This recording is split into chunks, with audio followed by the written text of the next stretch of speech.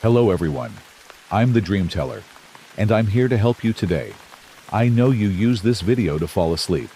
So before that, like the video and subscribe to the channel. Also, where are you from? And what time are you watching? Now get comfortable and relax. The laugh hit me like a punch to the gut. High-pitched, sharp, cutting through the silence of the empty mall at 11:47 p.m. I froze mid-step, my flashlight beam locked on the cracked tile floor. That sound didn't belong here. Not in this dead mall, not in this abandoned wing that was scheduled for demolition next month.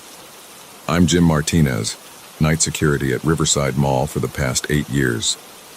Normally, I patrol the active section, the renovated East Wing where the movie theater and chain restaurants still draw crowds.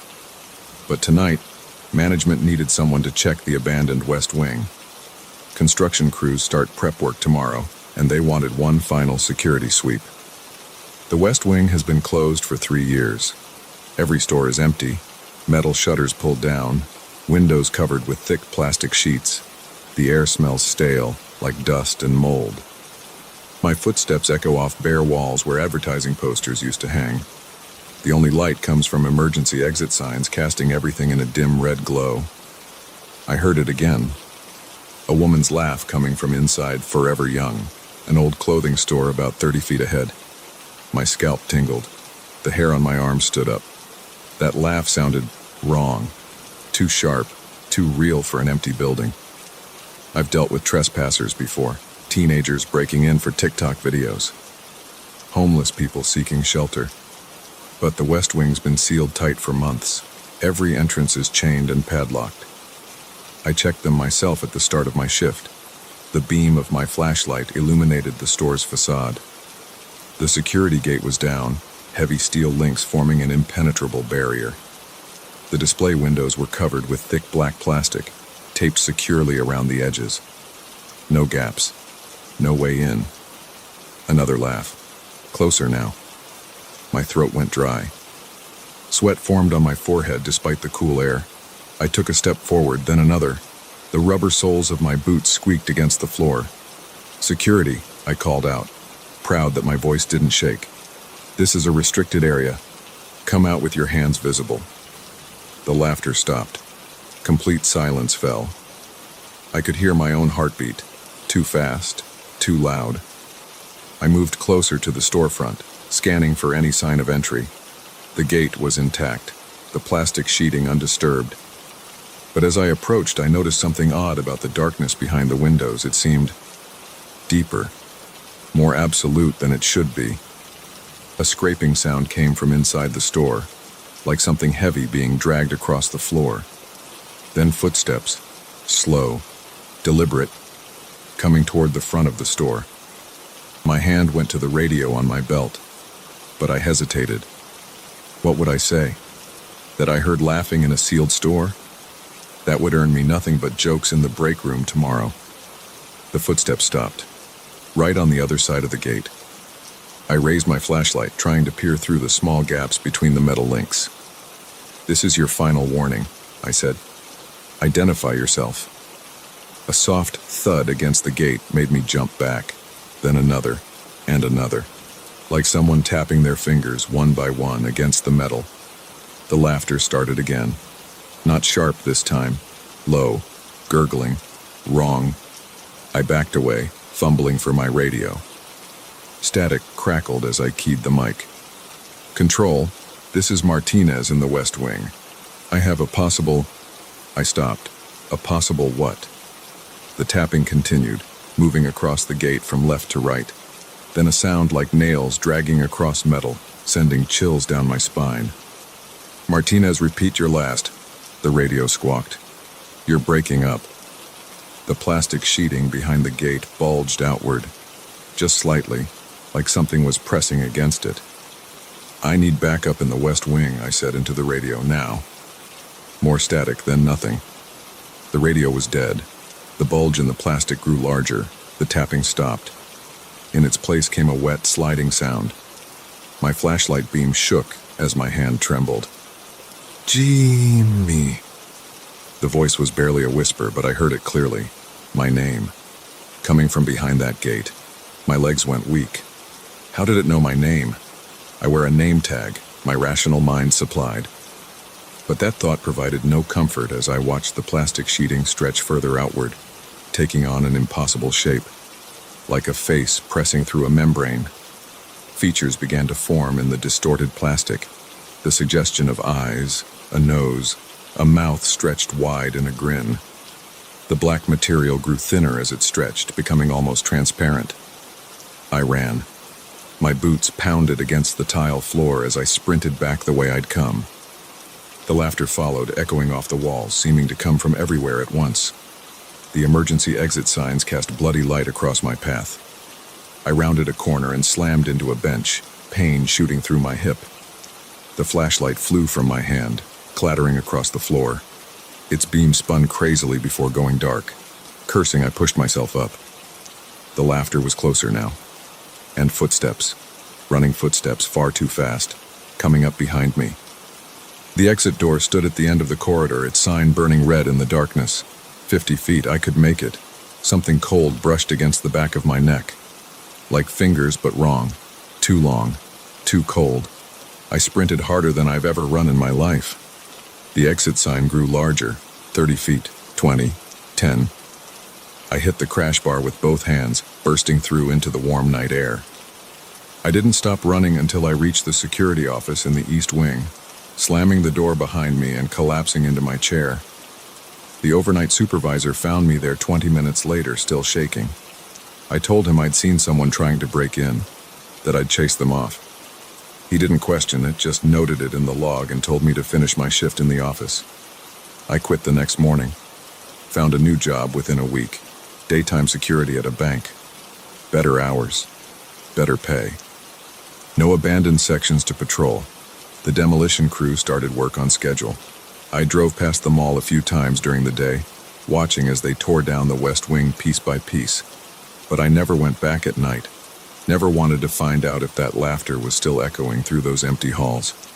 Never wanted to know what had really been waiting behind that security gate. Sometimes, though, when I'm alone in the dark, I hear it. That high, sharp laugh. And I wonder, if I'd stayed just a few seconds longer, would I have seen what was stretching through that plastic? Would I have learned why it knew my name? I don't sleep well on those nights. And I never work after sunset anymore. One thing still bothers me, more than the laugh, more than the shape in the plastic, more than hearing my name whispered in that wet, wrong voice. When I went back the next morning to turn in my resignation, I walked past the West Wing one last time. In the daylight, everything looked normal. The gate was intact, the plastic undisturbed. But there, on the metal links, I saw something that made my blood run cold. 5 distinct marks, spaced like fingers, where something had scraped across the surface. The metal was corroded, eaten away as if by acid. And next to those marks, spelled out in the same corroded pattern, "Goodbye, Jimmy." I walked out of that mall and never looked back. But sometimes when I pass by dark storefronts at night, I hurry past a little faster, and I never ever stop when I hear laughter coming from behind locked doors. They tore down the West Wing last year, built a parking structure in its place. But I won't park there. Won't even drive past it after dark, because sometimes, late at night, people still hear laughter coming from that parking structure. High, sharp laughter that cuts through the darkness like a knife. And sometimes, they say, if you listen carefully, you can hear it calling names. Names of people it remembers.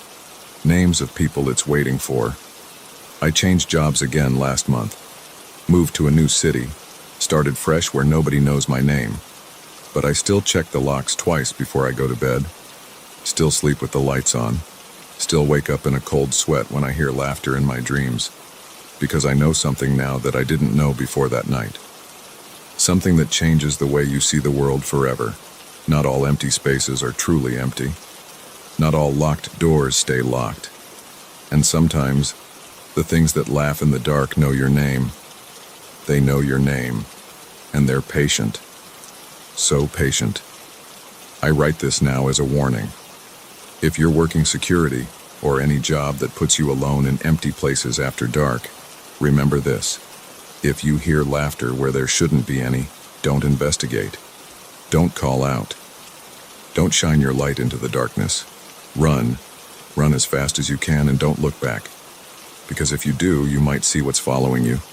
And once you see it, it never stops following. I know this because I still feel it sometimes. A cold touch on the back of my neck. A whisper of my name in that wet, wrong voice. The sound of footsteps behind me when I walk alone at night. Getting closer. Always getting closer. The doctors say I'm paranoid. That I had some kind of breakdown that night. That stress and isolation played tricks on my mind. But they didn't see the marks on that gate. Didn't hear their name whispered in the dark. I'm moving again next week. Another city. Another fresh start. But I know it won't matter because sometimes late at night when the house is quiet and dark, I hear it. That high, sharp laugh coming from behind my bedroom door. And it knows my name. It still knows my name.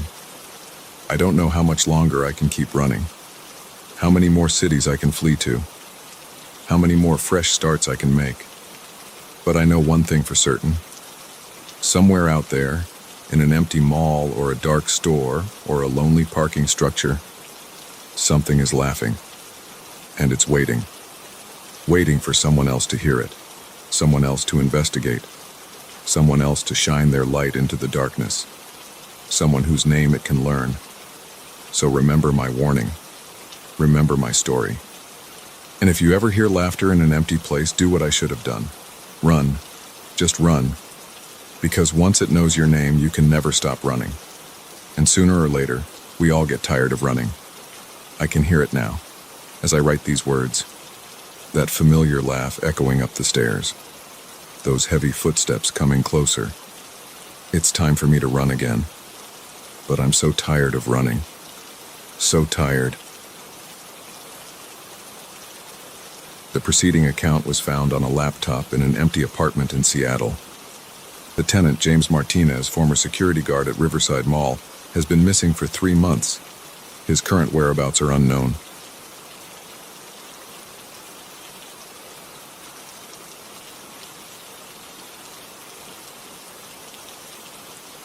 I found the first candy wrapper on Tuesday night.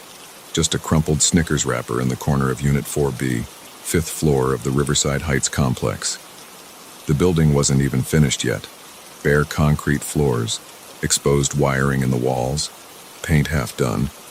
Nobody should have been in there. But that wrapper sat there, metallic surface catching the beam of my flashlight. I'm not new to security work. 15 years on various sites, from malls to construction. When Riverside Heights hired me 3 months ago to watch their luxury apartment complex during the final phase of construction, I figured it would be an easy gig. Walk the floors, check the doors, make sure no teenagers were sneaking in to smoke or spray paint the walls. Simple. The wrapper bothered me more than it should have. Construction crews had finished that section last week. The cleaning team went through on Friday. That wrapper wasn't there during my Sunday night rounds, I'm sure of it. I picked it up, checked the expiration date printed on the back, still good for another year. I made a note in my log and kept walking. Could have been anything. Maybe one of the contractors sneaked up for a snack. Maybe the wind blew it in through an open window. But something about it felt wrong. Wednesday night. 2 more wrappers in 4B, plus an empty bag of chips. This time they were underneath the plastic sheet covering the new kitchen countertop. Someone had been there, moving things around. The plastic was draped different than before. I called my supervisor, Mark. Anyone authorized to be in 4B after hours? Negative, he said. Place is sealed until the final inspection next month. Why? I told him about the wrappers. He sighed. Probably just workers leaving their trash. Write it up and I'll talk to the site manager. But workers would have used the break room 2 floors down. They wouldn't have snuck into an unfinished unit to eat. And they definitely wouldn't have hidden their trash under that plastic. Thursday I changed my rounds, hitting the 5th floor first instead of last. Nothing in 4B at 10 p.m. Nothing at midnight. At 2 a.m. I found a shirt. Cheap polyester, blue, stained under the arms, crumpled behind the toilet. It was still damp with sweat. I drew my flashlight and cleared every room, checking the closets behind the plastic-wrapped appliances everywhere someone could hide. The apartment was empty, but someone had been there recently enough to leave behind their sweaty shirt. I started spending extra time on the 5th floor. The building was quiet at night, just the hum of temporary lighting and the occasional rattle of tarps in the wind. I'd stand in the hallway, listening for footsteps or movement. Nothing. Friday, an empty water bottle rolling across the floor of 4B when I opened the door. Saturday, granola bar wrappers stuffed into a corner of the master bedroom closet. Sunday, a wadded-up paper towel with fresh blood spots. The blood got Mark's attention. He came by Monday morning to check it out himself. Could be innocent, he said, but I could tell he was worried. Worker cuts himself, uses a paper towel, forgets to throw it away. For 5 days straight? Different trash every night, always in the same unit? He walked the apartment with me. Everything looked normal at first glance. But when we really started checking, we found more signs. Scuff marks on the floor that the cleaning crew had definitely buffed out last week. Finger smudges on the windows. A corner of carpet padding pulled back slightly, like someone had been looking underneath. "All right," Mark said finally. "I'll talk to the property manager about setting up some cameras. In the meantime, document everything. If you find anyone up here, call the police immediately. Don't try to handle it yourself." I nodded, but we both knew cameras would take days to approve and install. Whatever was happening in 4B, it was happening now. That night, I brought an extra flashlight and a new pack of batteries. At 10 p.m., 4B was clean. No new trash, no signs of disturbance. I checked every hour. Nothing changed until 3 a.m. The door was still locked when I arrived for my hourly check. But as soon as I opened it, I knew someone had been there. The air felt different, warmer, stuffier, with a faint smell of body odor. A fresh apple core sat on the kitchen counter, brown at the edges but not yet fully oxidized. Someone had been there within the last hour. I did another sweep, more thorough this time. The closets were empty. Nothing under the plastic sheets. No one behind the stacks of drywall in the second bedroom. But in the master bathroom, the mirror had a fresh handprint, visible only when my flashlight hit it at the right angle. I called the police. They sent 2 officers, but by the time they arrived, the apple core had turned completely brown. They took pictures, wrote a report, and told me to call again if I saw anyone. They didn't dust for prints. The next week was more of the same. Every night more evidence would appear between my rounds. Food wrappers, water bottles. Once a used Band-Aid with fresh blood, but never any sign of how they were getting in or out. I checked the windows, all locked, and we were 5 stories up anyway. The door showed no signs of tampering. The only other entrance was the fire escape, but I had a clear view of that from my security station. No one had used it. I started varying my rounds, changing the timing, doubling back unexpectedly. Nothing. I'd find fresh signs that someone had been there, but never caught them in the act. Mark installed motion sensors on Thursday, basic ones that would send an alert to my phone. They went off constantly, triggered by wind moving the plastic sheets or bits of debris shifting. After 2 days of false alarms, I turned them off. That's when things escalated. Saturday night, I found a sleeping bag stuffed behind some boxes in the master bedroom closet. It was cheap, the kind you'd get at Walmart, and it smelled used. Next to it was a plastic shopping bag containing a toothbrush, deodorant, and a clean t-shirt. Someone wasn't just visiting Unit 4B, they were living there. I called Mark, then the police.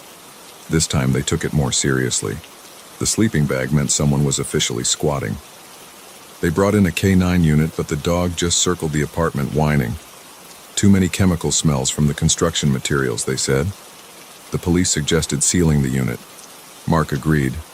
They changed the locks, put tamper-evident tape across the door frame, and installed a real motion sensor. A good one connected directly to the police department. 3 days passed. No alerts, no signs of entry. The tamper tape remained intact. I started to relax. Then Wednesday night, I opened the door for my 2 a.m. check. The tamper tape was unbroken. The new locks were still secure, but sitting in the middle of the living room floor was a McDonald's bag, receipt still attached. Timestamp, 1:27 a.m., less than an hour ago. I backed out immediately and called for backup. 4 officers responded this time. They cleared the apartment room by room, guns drawn. Nothing. No one. Just that McDonald's bag with its impossible receipt. The officer in charge questioned me for over an hour. How secure was the building? Who had access to the keys? Had I ever fallen asleep on duty? Left the floor unattended? Given anyone unauthorized access? No, and no. I showed them my log. Showed them the security footage from the hallway. No one entering or leaving except me during my rounds. Showed them the intact tamper tape and unmarked locks. They took the McDonald's bag as evidence. Promised to dust for prints, check security footage from the restaurant, maybe get some answers. I haven't heard back. That was yesterday. Tonight's my first shift back after giving my statement. The police added extra patrols, but they can't watch the building all night. That's still my job. It's 1 a.m. now. I'm standing outside Unit 4B, key in hand. The tamper tape is intact. The motion sensor is armed. Everything looks normal. But I can hear something inside. Not much.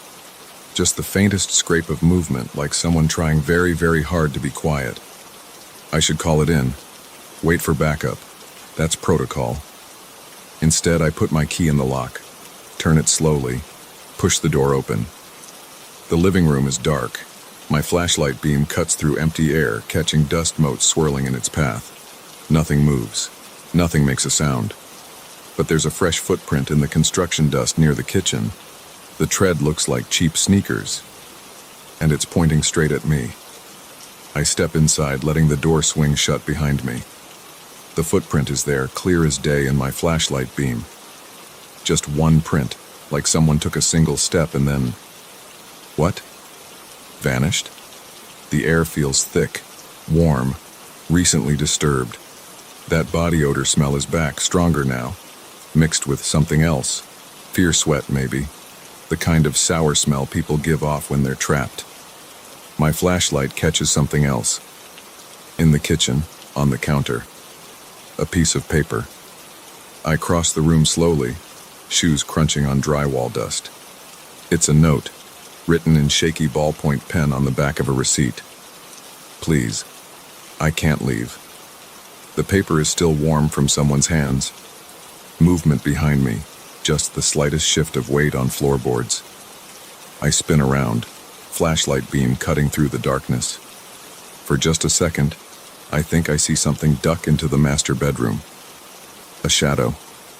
A shape. Gone too fast to be sure. I key my radio. This is Peterson. I need backup at... The lights go out.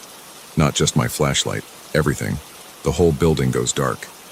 In the sudden silence, I hear breathing. Not mine. Somewhere in the darkness of Unit 4B, someone else is breathing, waiting, and then they start to move.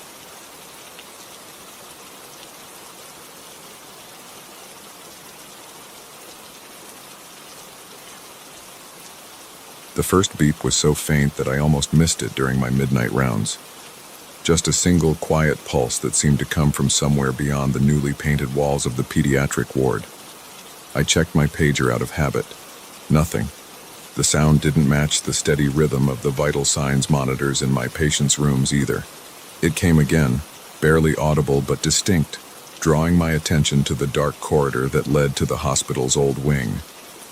I shouldn't have been hearing anything from that direction. The entire section was scheduled for demolition next week, stripped bare of equipment months ago when we moved everything to the renovated wing. The hospital administration had even posted "Do Not Enter" signs at every entrance, complete with yellow caution tape that maintenance had to keep replacing because curious medical students kept tearing it down. The hallway stretched out before me, lit only by the dim emergency lights that we couldn't shut off without killing power to essential areas. My footsteps echoed against the bare walls, the standard-issue rubber soles of my white nursing shoes squeaking against the old linoleum floor. The beeping grew slightly louder as I approached, still faint but regular now, every 3 seconds, like a cardiac monitor marking a slow, steady heartbeat. The sound led me to room 427. The number plate hung crooked on the door, half scraped clean of the previous patient's name card. The door hinges creaked as I pushed it open, the sound bouncing off the empty walls. A rush of cold air hit my face.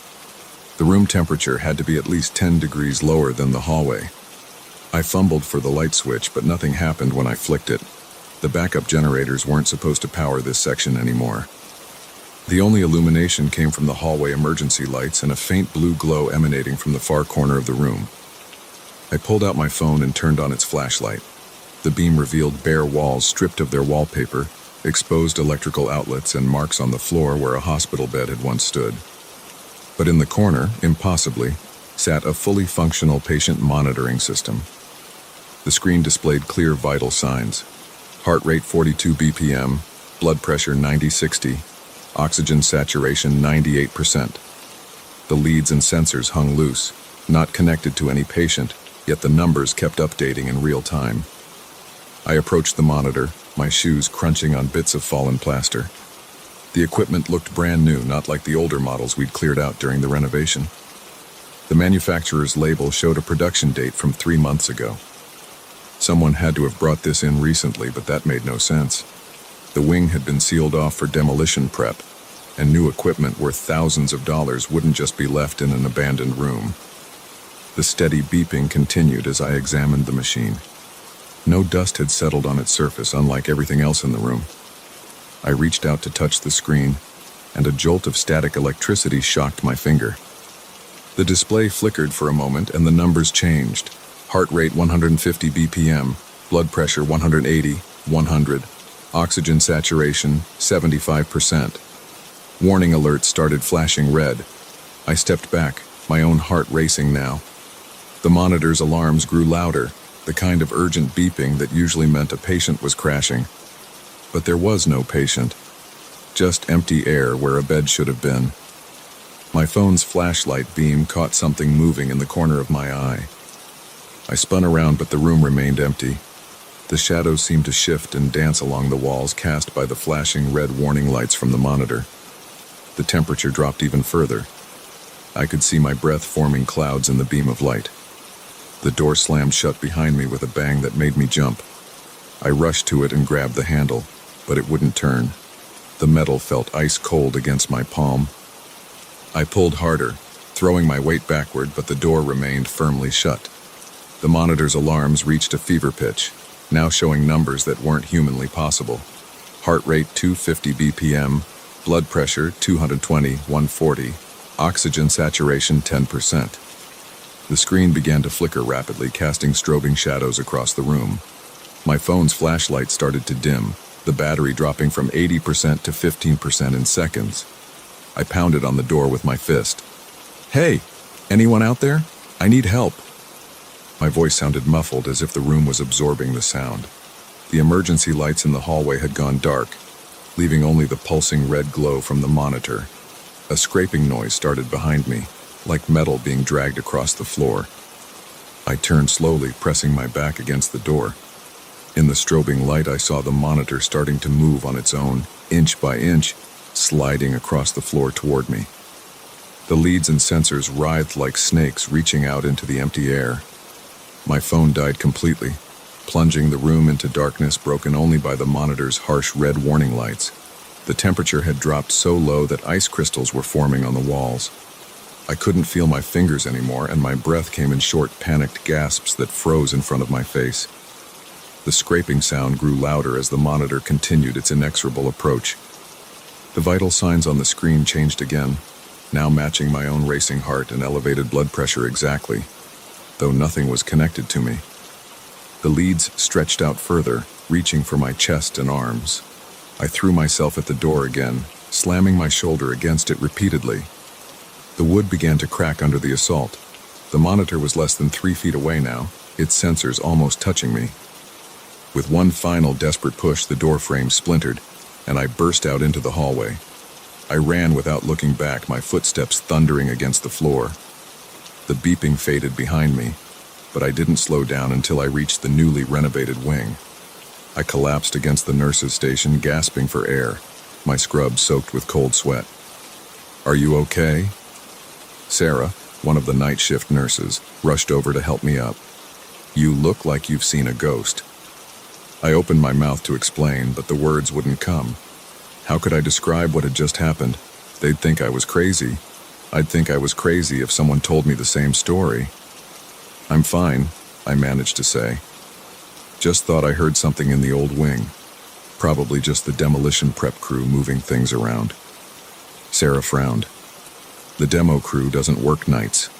Nobody's supposed to be in that section at all." "Right," I said, straightening my scrubs. Must have been my imagination then. But I knew what I'd seen. The rest of my shift passed in a blur of routine tasks and vital sign checks on real patients. Every time I heard a monitor beep, I flinched. When dawn finally arrived, I practically ran to my car. I called in sick the next night, and the night after that. On the third day, I drove past the hospital and saw that demolition had begun on the old wing. The wrecking ball had already taken down the section where room 427 had been. A week later, I finally worked up the courage to return to work. The old wing was completely gone, reduced to a pile of rubble being cleared away by heavy machinery. Nobody mentioned finding any medical equipment in the debris. The new wing hummed with activity, monitors beeping their normal rhythms, patients coming and going. I never told anyone what happened that night. Who would believe that a monitor came to life in an abandoned room, that it tried to connect itself to me, that it knew my vital signs without touching me? Sometimes I convince myself it was just stress and an overactive imagination. But late at night, when I'm alone on my rounds, I still hear phantom beeping coming from empty rooms. And I never ever investigate strange sounds anymore. The demolition team finished clearing the site last month. They're building a new parking structure where the old wing stood, but sometimes when I park my car there for the night shift, I swear I can still hear a faint beeping coming from underground. And my car's electronics always seem to act up in that spot. The radio turns to static, the dashboard lights flicker, the battery drains faster than it should. Yesterday, they installed new patient monitors in the ICU. Top-of-the-line equipment, the same model I saw that night in room 427. I requested a transfer to the day shift immediately. Let someone else deal with whatever wakes up in empty rooms at midnight. I've learned my lesson about curiosity in hospitals. Some doors should stay closed, some sounds should go uninvestigated, and some rooms should stay empty. But sometimes when I'm checking the vital signs of my patients, I notice the numbers on their monitors matching my own heart rate exactly for a split second. Just a brief glitch, there and gone so fast I might be imagining it. Probably just a coincidence. At least that's what I tell myself. And if the monitors seem to beep a little louder when I walk past, if the leads twitch slightly when I'm changing them, if the screens flicker just a bit when I touch them, well, that's just faulty equipment, right? Nothing more than electrical interference and an overactive imagination. But I keep a close eye on those monitors now. And I never turn my back on them, especially when they're turned off. Because I know what can happen in empty rooms with unplugged equipment. I know what lurks in abandoned wings of hospitals, waiting for curious staff members to investigate strange sounds. And sometimes late at night when I'm trying to sleep, I wonder about room 427. What if the monitor wasn't destroyed in the demolition? What if it's still down there somewhere, buried under the concrete of the new parking structure, still beeping, still waiting, still hungry? What if it's calling out to its newer brothers and sisters up in the ICU, teaching them how to wake up, how to reach out, how to hunt? I've started looking for a new job, something far away from hospitals and medical equipment, something with no monitors, no sensors, no electronic vital signs. Because I know what I saw that night, no matter what I tell myself or others. And I know that somewhere out there, in some empty room in some quiet hospital, a monitor is beeping softly in the dark, waiting for someone to investigate. The beeping is getting louder.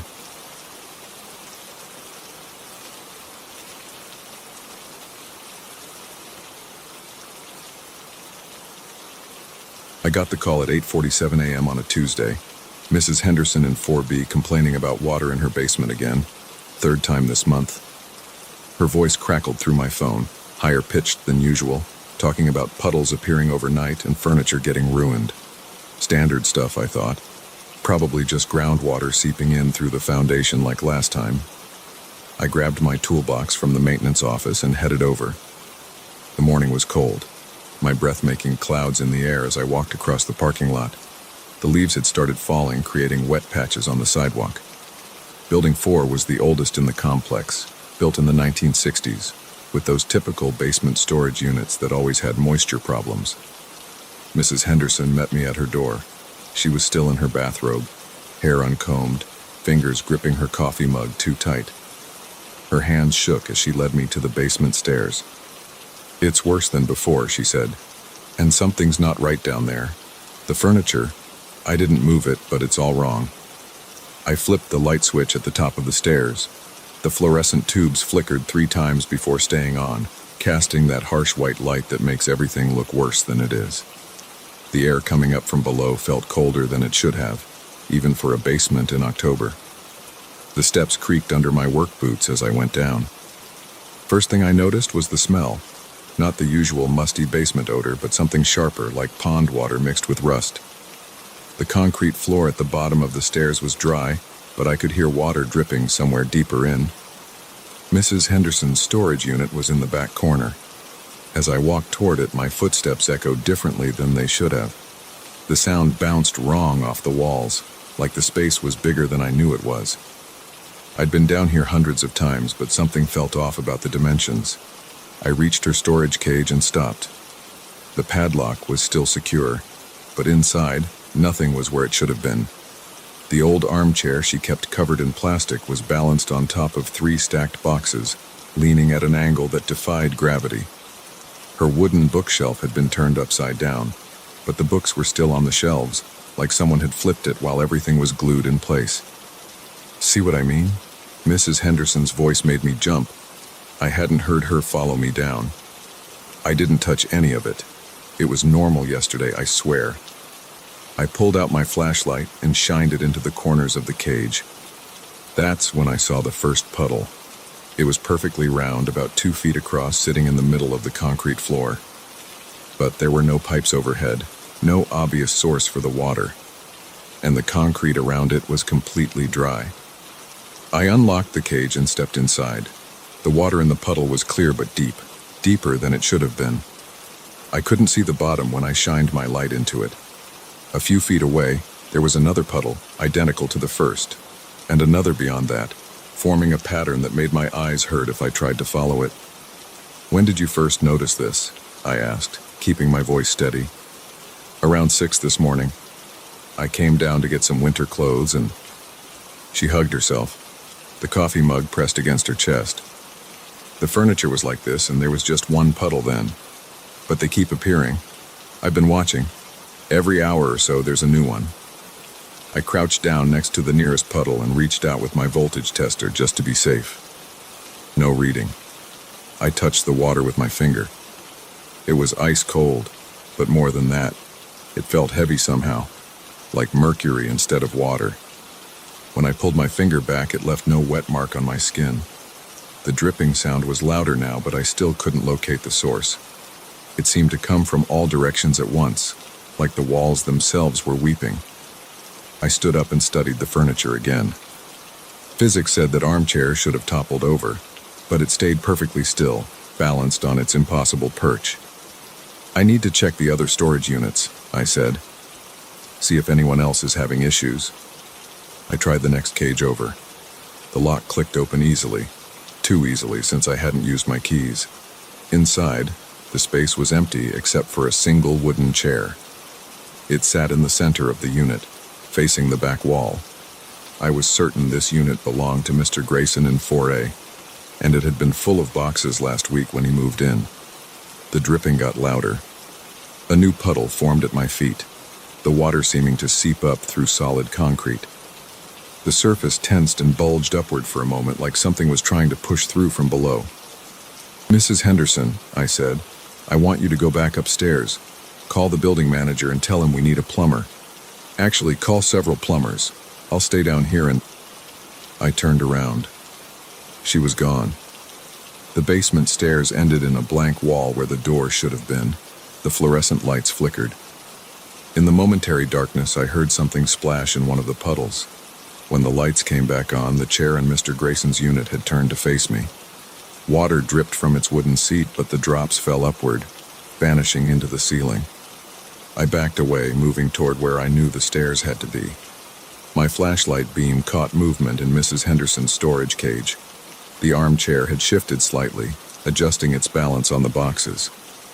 As I watched, one of the books in the upside-down bookshelf slid out and hung suspended in the air. The temperature dropped. My breath came out in thick white clouds now. Ice crystals formed along the edges of the puddles, but the water inside stayed liquid, swirling with slow, deliberate patterns. The dripping sound had become a rhythm, like a heartbeat heard through a wall. I reached the place where the stairs should have been and pressed my hands against the concrete. It felt soft, almost organic. My fingers left indentations that slowly filled with water. The wall pulsed under my touch. A loud crack echoed through the basement. I spun around. The storage cages had begun to fold in on themselves, metal bars bending at impossible angles. Water poured from every joint and seam, but instead of falling, it flowed sideways and upward, creating geometric patterns in the air. The armchair in Mrs. Henderson's unit finally moved.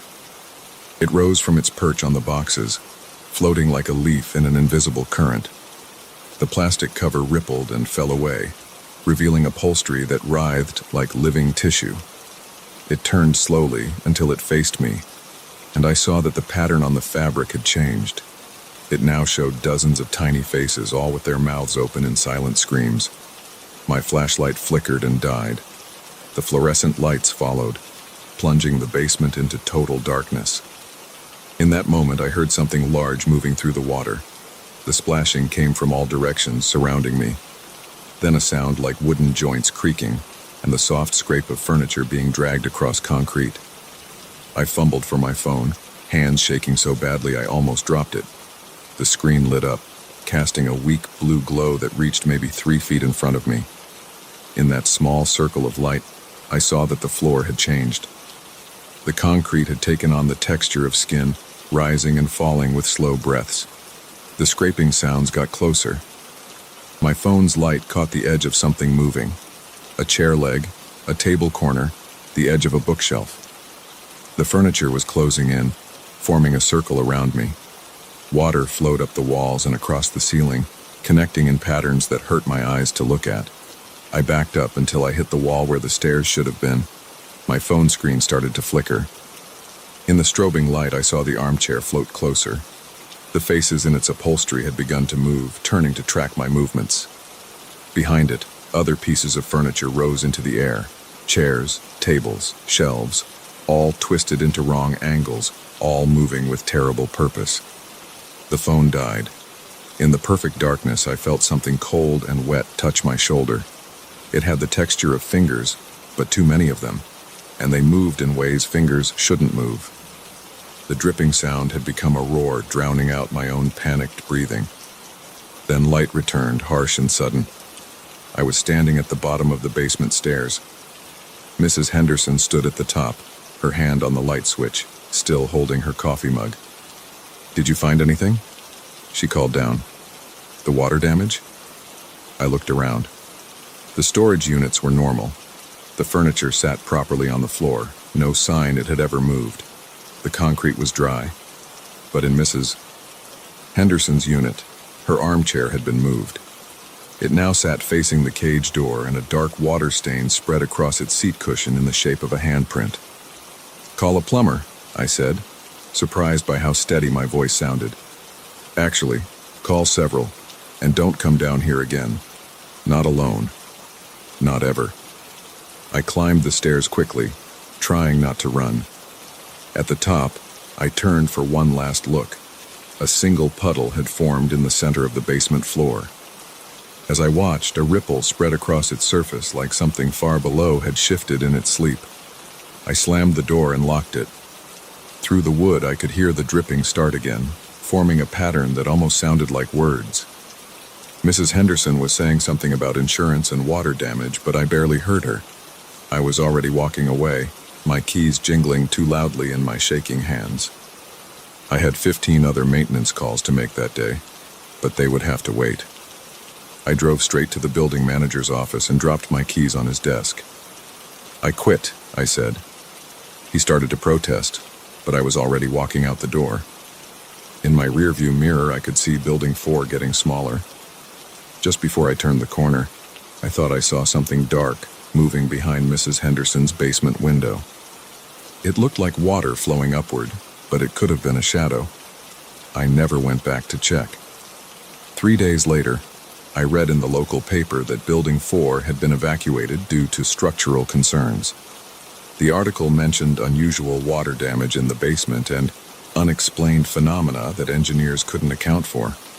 Mrs. Henderson was quoted about furniture moving on its own and strange sounds coming from below. They ended up demolishing the building. The crew that tore it down quit halfway through, claiming their equipment kept malfunctioning, and they found puddles of water in sealed rooms. The basement they filled with concrete, pouring it until it overflowed, using twice as much as the space should have been able to hold. Sometimes I drive past that lot late at night. It's empty now, just a flat expanse of concrete with warning signs and chain link fence around it. But after it rains, puddles form on the surface. Perfect circles of water arranged in patterns that don't match the way water should flow. I don't slow down when I pass by. I don't look too closely at those puddles. And I definitely don't stop to listen on quiet nights, when the only sound is water dripping in places where there shouldn't be any water at all. I've taken other maintenance jobs since then, but I always check my contract carefully now, and I never ever take calls about water in the basement.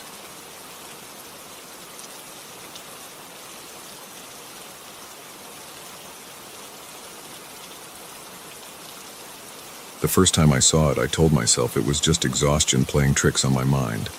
Working nights at a construction site 50 miles from nowhere does that to you, but I can't explain away what happened after that. Not the footprints, not the missing tools, not any of it. I've been doing night security at construction sites for 15 years, usually in the city where the biggest problems are teenagers trying to steal copper wire or homeless people looking for shelter. But this job was different from the start. The Morgan Creek Dam project way up in the mountains, no cell service, just me and the emergency radio connecting me to civilization. The company paid triple my usual rate, which should have been my first warning sign. The previous night guard had quit without notice after just 2 weeks. The site supervisor told me the guy had personal issues. I didn't ask questions. Money's money. The first week was normal enough. I'd arrive at 6 p.m., check in with the day crew as they left, then start my rounds. The site was huge, a half-finished dam stretching across the valley, temporary offices, equipment yards, and material storage areas spread out over 20 acres. The portable light towers created islands of harsh white light, leaving deep shadows between them. The rest was darkness and wilderness. I had my routine. Walk the perimeter every 2 hours, check the equipment yard, monitor the security cameras in the main office, make sure none of the machines had been left running. Simple stuff. That changed on my 8th night. I was doing my 2 a.m. round when I saw it. A figure standing motionless at the edge of the light from Tower 3, near the eastern equipment yard. Tall, maybe 6.5 feet. Too far away to make out details, just a dark shape against the darkness. I reached for my flashlight. "Hey, this is private property." The figure didn't move. Didn't react at all. I started walking toward it, my boots crunching on the gravel. "I'm armed security. You need to leave now." I wasn't actually armed. Company policy, but they didn't need to know that. 20 yards away now. Still no movement. The hair on my neck stood up. Something wasn't right about the way it was standing. Too still, like a statue. "Last warning. I'm calling the police." 15 yards, close enough to see it better in the light tower's glare. The figure was wearing dark clothes, heavy boots, a worker's hard hat. 10 yards. My heart was pounding now. The figure's proportions were wrong somehow. Arms too long, neck at an odd angle. 5 yards. I raised my flashlight beam to its face. There was no face. I froze. The beam of light passed through empty air where the figure had been standing a second before. Just empty space, and the night beyond the light tower's reach. I spun around, sweeping the flashlight in all directions. Nothing. No sound of footsteps. No movement in the shadows. Just the constant hum of the generators powering the lights. My hands were shaking as I keyed the radio. "Base, this is Reynolds. Anyone else supposed to be on site tonight?" Static. Then the dispatcher's voice. "Negative, Reynolds. Just you out there. Everything okay?" I hesitated. "Yeah, just thought I saw something. Probably nothing." I finished my rounds, checking every shadow twice. Found nothing unusual. By sunrise, I'd almost convinced myself it had been a trick of light and fatigue. Then I went to sign out in the main office and saw the mud. Footprints. Big ones. Leading from the eastern equipment yard to the office door. The mud was still wet, which made no sense. It hadn't rained in over a week. I followed them inside. They went straight to the tool storage room. The door was locked, just as I'd left it during my rounds. But when I opened it, I knew something was wrong. The room had been organized meticulously the night before. Company policy. Now tools were missing from the pegboard walls. A chainsaw, 2 demolition hammers, a concrete saw. Heavy equipment, too heavy for one person to carry quietly. I checked the security cameras. All 8 cameras showed nothing but empty sight all night. No movement, no intruders. Just the footprints and the missing tools. I reported it to the site supervisor when he arrived. He didn't seem surprised. "Same thing happened last month," he said, not meeting my eyes. "And the month before that. Always on the night of a new moon. Always the same tools taken. They show up again a few days later, caked in mud and something else. Something that smells like rot. Why didn't you tell me this when you hired me?" He shrugged. "Would you have taken the job?" I almost quit right then. Should have quit. But the money was too good and something about it got under my skin. I needed to know what I'd seen. The next few nights were quiet. Too quiet. No wildlife sounds, no crickets, no owls, nothing. Just the wind and the generators. I started noticing other things too. The light towers would flicker sometimes, all at once, even though they were on separate circuits. Tools would be in different places than where I'd left them, even when I was sure I'd been the only one in the storage room. Then came the scratching. I heard it first in the main office while reviewing camera footage. A slow, deliberate sound coming from inside the walls, like something with claws trying to get in. When I put my hand on the wall, I could feel the vibrations, but as soon as I pulled out my flashlight to investigate, it stopped. The scratching followed me. Every night in different parts of the site. Inside the portable toilets, under the equipment trailers, behind the steel storage containers, always stopping just before I could pinpoint it. I started taking photos of everything at the start of my shift. Tool positions, equipment locations, tire tracks in the mud, comparing them to the end of my shift. Small changes. A wrench moved 6 inches to the left. A hard hat turned around on its hook. Surveyor's stakes driven deeper into the ground. The day crew noticed nothing unusual. Whatever was happening, it only happened at night. A week after I saw the figure, I found the first message, scratched into the paint on the office door in crude, jagged letters. "Get out," the site supervisor painted over it before the day crew arrived. Didn't even ask about it. Just another thing they were trying to hide. 2 nights later, I found another message, this time carved into the wooden handle of a shovel. "We were here first." I started researching the site's history. The dam project had been delayed for years by environmental protests and legal challenges. Before that, it had been pristine wilderness. But going back further, I found references to an old mining operation in the 1880s. The records were spotty, but they mentioned an accident, a cave-in, 27 miners trapped underground. Bodies never recovered. The cave entrance had been dynamited shut. The exact location was never recorded. But looking at the old maps overlaid with the dam plans, I realized something that turned my blood cold. The eastern equipment yard, where I first saw the figure, was built right on top of where the mine shaft would have been. I brought this to the site supervisor. He refused to discuss it. Said if I had concerns about site history, I should take it up with corporate. His hands were shaking as he said it. That night, the temperature dropped 30 degrees in 10 minutes. The generators powering the light towers started sputtering. One by one, the lights went out, plunging sections of the site into darkness. I was doing my rounds when it happened. The backup batteries in the towers should have kicked in, but they didn't. My flashlight beam seemed weaker than usual, barely penetrating the darkness. Then I heard it. Footsteps in the gravel behind me. Heavy boots, slow, deliberate. I spun around. Nothing there.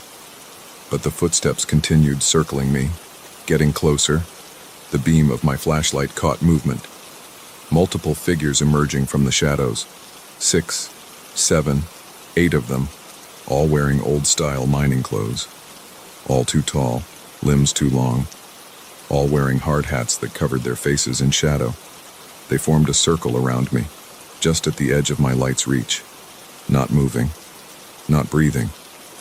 Just standing there with their heads tilted at impossible angles. My radio crackled to life. Through the static, I heard voices. Multiple voices speaking in unison. This is our place, our tools, our ground. The deep dark below belongs to us. The static grew louder, drowning out everything else. My flashlight flickered and died. In the darkness, I heard movement. The crunch of many boots on gravel. Getting closer. I ran. Blind in the darkness, stumbling over equipment and materials. Behind me, the footsteps kept pace. Never getting closer, never falling behind. Just steadily following. I made it to the main office, slammed the door, locked it, grabbed the backup flashlight from my desk. In its beam, I saw them, standing outside every window. Still not moving. Still silent. Their hard hats now tipped back, revealing faces that were nothing but black holes with teeth. The scratching started again. Not in the walls this time. Under the floor, getting louder, more intense. The whole office began to vibrate. The floorboards cracked. Mud began seeping up through the gaps. Dark, thick mud that smelled of rot and old metal. I kicked out a window on the far side from the figures and ran again. Ran until I reached my truck. Didn't stop until I was 10 miles away. I called the site supervisor from a gas station payphone. Told him I quit. They all quit, he said, sounding tired. We'll mail your final check. That was 3 months ago. The tools showed up a week later in the local police station's parking lot, caked in mud and rust and things I don't want to think about. The dam project is still going. They hired a new night guard, then another, and another. The turnover rate is high, but they keep finding people desperate enough to take the job. Sometimes I think about going back. Not for the money, but because I need to know what they are, what they want. Why they let me leave when the miners before them never got to leave. But then I remember those faces, those empty holes with teeth. And I remember what the second message said. They were there first, and maybe, in some way I don't understand, they're still there. Still working their claim in the deep dark below. Still using their tools. Still walking their rounds in the night. And I know that some questions are better left unanswered. Last week, I got a letter. No return address. Inside was a single piece of paper with words scratched into it in familiar jagged letters. We miss you, night watchman. Come back to the deep. We saved you a place. I burned the letter, changed my address. But sometimes at night, I hear scratching in my walls. And when I look out my window, I see boot prints in mud that wasn't there before. They're waiting for me. And somehow, I know that sooner or later, I'll go back. Because that's what the deep dark does to you. It gets in your head, under your skin, and it never really lets you go. But for now I work days, in the city, under the sun, and I try not to think about what walks the night rounds at Morgan Creek, or why the dam project is taking so much longer than planned, or how many more night guards will quit before they finally finish it. If they ever finish it. Some places don't want to be built on. Some grounds don't want to be disturbed. and some shifts aren't meant to be worked by the living. That's what I tell myself anyway. It helps me sleep, most nights.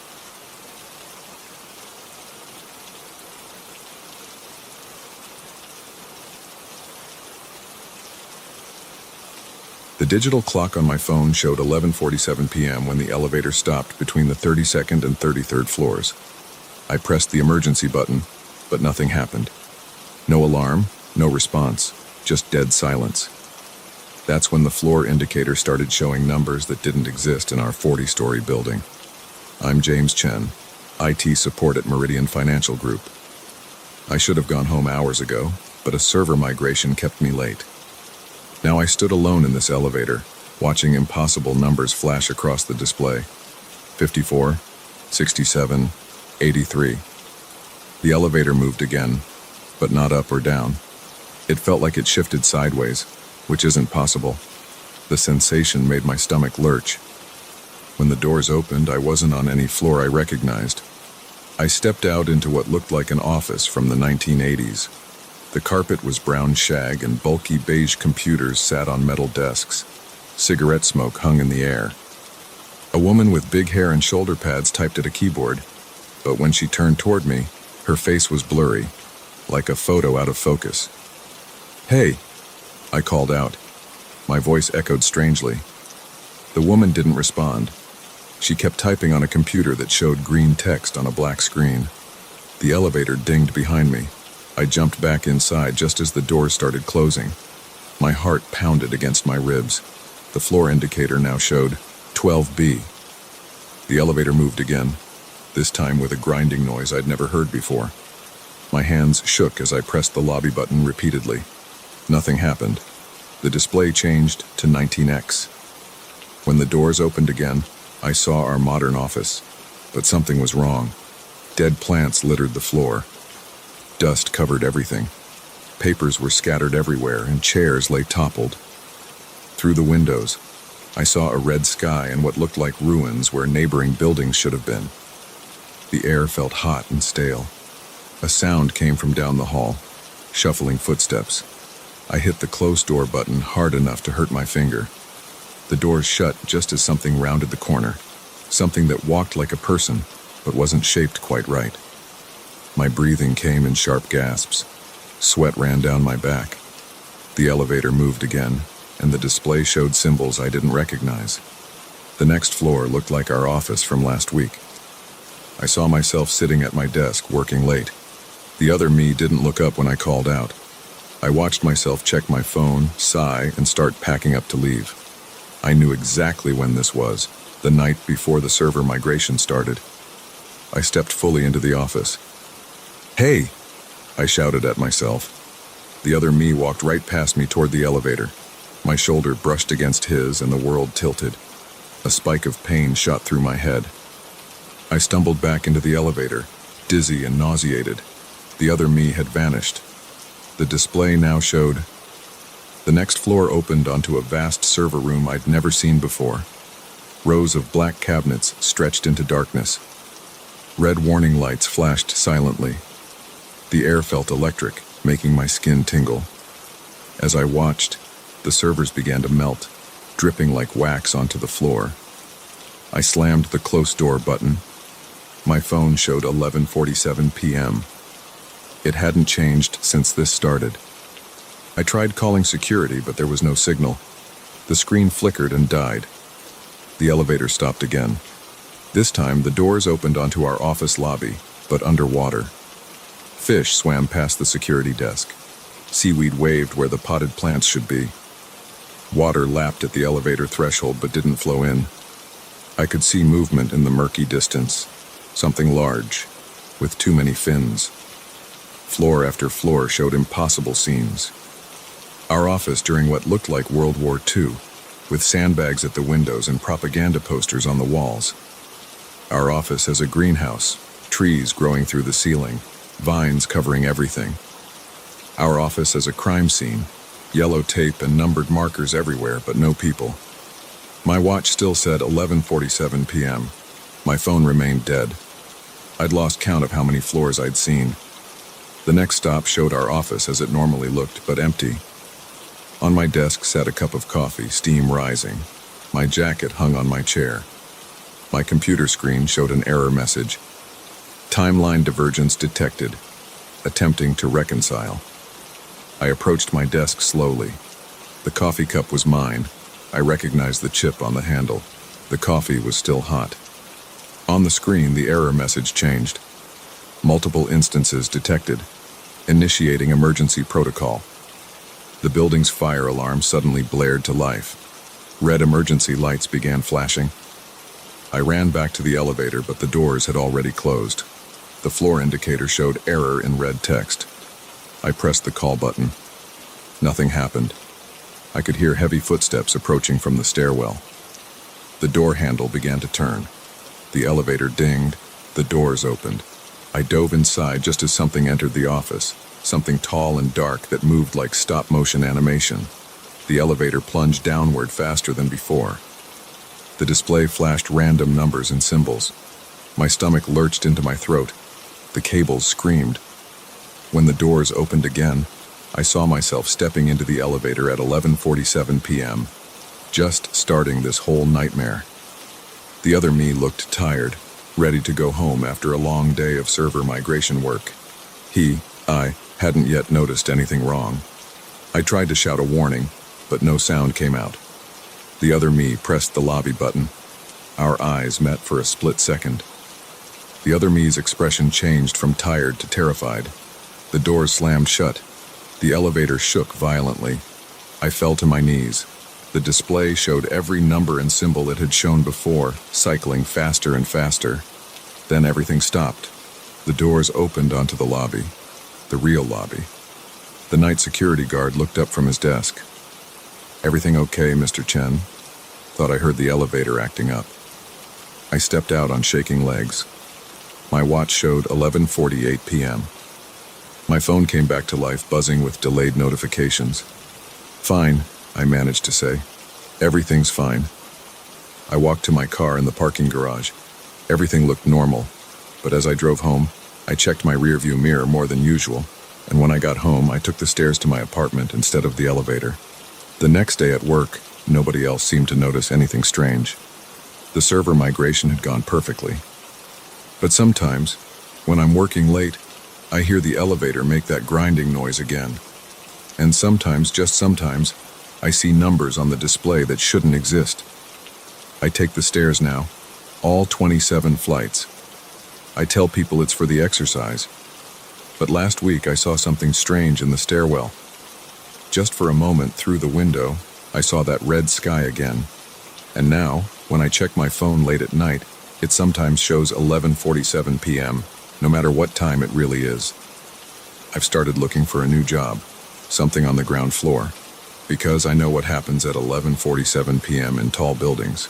I know about the wrong floors, the ones that don't exist but are there anyway, the ones that show you things you shouldn't see. And I know that somewhere in some version of that elevator, I'm still riding up and down, opening doors onto impossible floors, trying to find my way back to the right timeline. Sometimes, late at night, I wonder if I ever really left.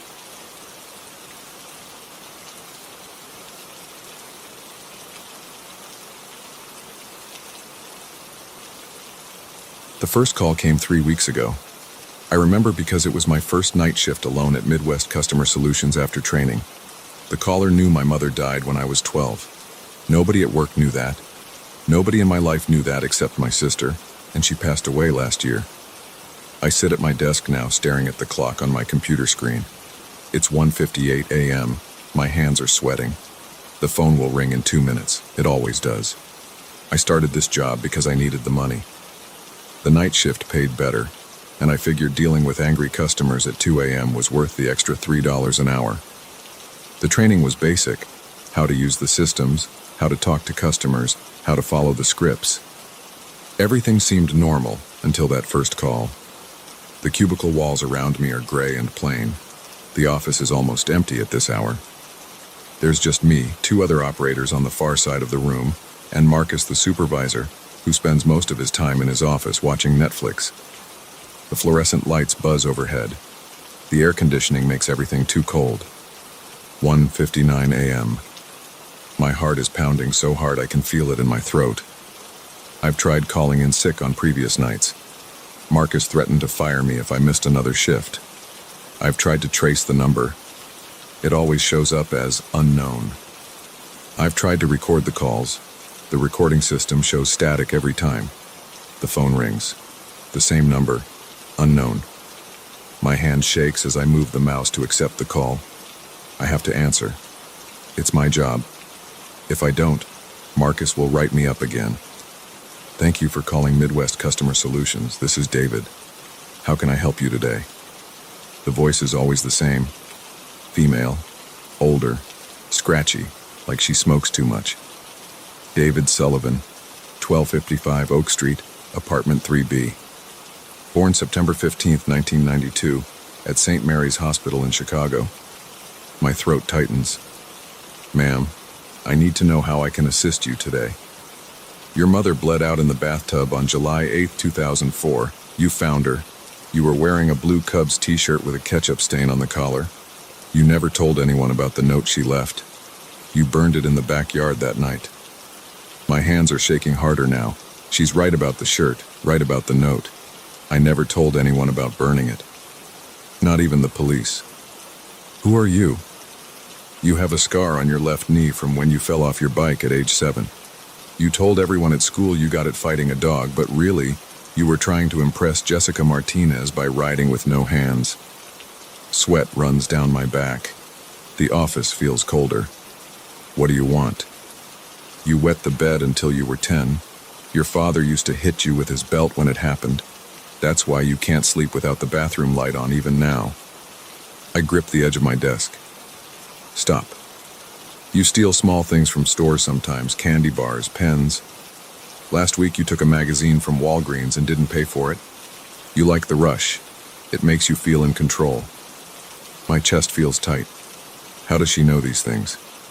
I've never told anyone about the stealing. It's my secret shame. Why are you doing this? Your sister Sarah didn't really die in a car accident last year. She killed herself.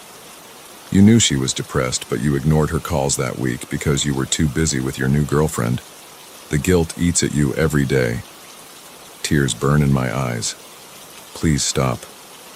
You dream about her 3 times a week. In the dreams, she's trying to tell you something, but you can never hear her words. You wake up crying and don't go back to sleep.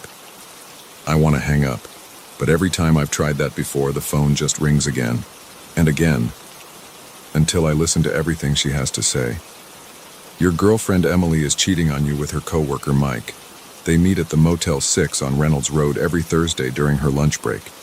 You saw her car there last week, but told yourself it was someone else's. My stomach lurches. I did see Emily's car at that motel. I've been trying to convince myself I was wrong. You have $432, $17 in your checking account right now. Your rent is due in 3 days, and you're short $200. You're thinking about asking your Aunt Linda for money, but you're too ashamed because you still haven't paid her back from last time. The accuracy of these details makes me dizzy. I checked my balance an hour ago. It was exactly that amount. At age 15, you killed your neighbor's cat by accident when you were practicing driving in your dad's car. You buried it behind the garage and let everyone think it ran away. Mrs. Henderson put up missing posters for months. She cried every time she saw you. My hands are trembling so badly I can barely hold the phone. These are things I've never spoken aloud, things I've tried to forget. Stop, please. I can't. You have a mole on your lower back that's getting bigger. You're worried it might be cancer, but you can't afford to see a doctor. Sometimes you stand in front of the mirror and take pictures of it with your phone, comparing them to see if it's growing. I touch my back instinctively. I took another picture just this morning. Who are you? How do you know these things? Your father isn't really in Florida. He's in prison in Indiana for fraud. You tell everyone he retired to Tampa because you're ashamed. You haven't visited him once in 3 years. Each revelation feels like a punch to the gut. Every secret, every shame, every hidden thing I've tried to bury. What do you want from me? You have a knife in your desk drawer. You brought it to work 2 weeks ago because you thought you might need protection from me, but you know it won't help. I look at the drawer. The knife is there, hidden under some papers. You're going to die soon, David Sullivan. Very soon. And nobody will miss you because you've pushed everyone away. You'll die alone in your apartment, and it will be 3 days before anyone finds you. My heart is racing so fast I think it might explode. That's not true. You can't know that. You're running out of time, David. The pain in your chest isn't anxiety. The headaches aren't from stress. The dizziness isn't because you skipped meals. You should have gone to the doctor months ago, but now it's too late. I have been having chest pains, and headaches, and dizzy spells. Why are you telling me this? Because someone has to. Because you need to know. Because the truth always comes out in the end. Please, just tell me who you are. Look at your computer screen, David. I glance at my monitor. The time reads 3:33 a.m. That's impossible. It was just 2 a.m. a few minutes ago. How did you... Check your phone. I pull the phone away from my ear and look at the call display. No active call. No record of any call in the system.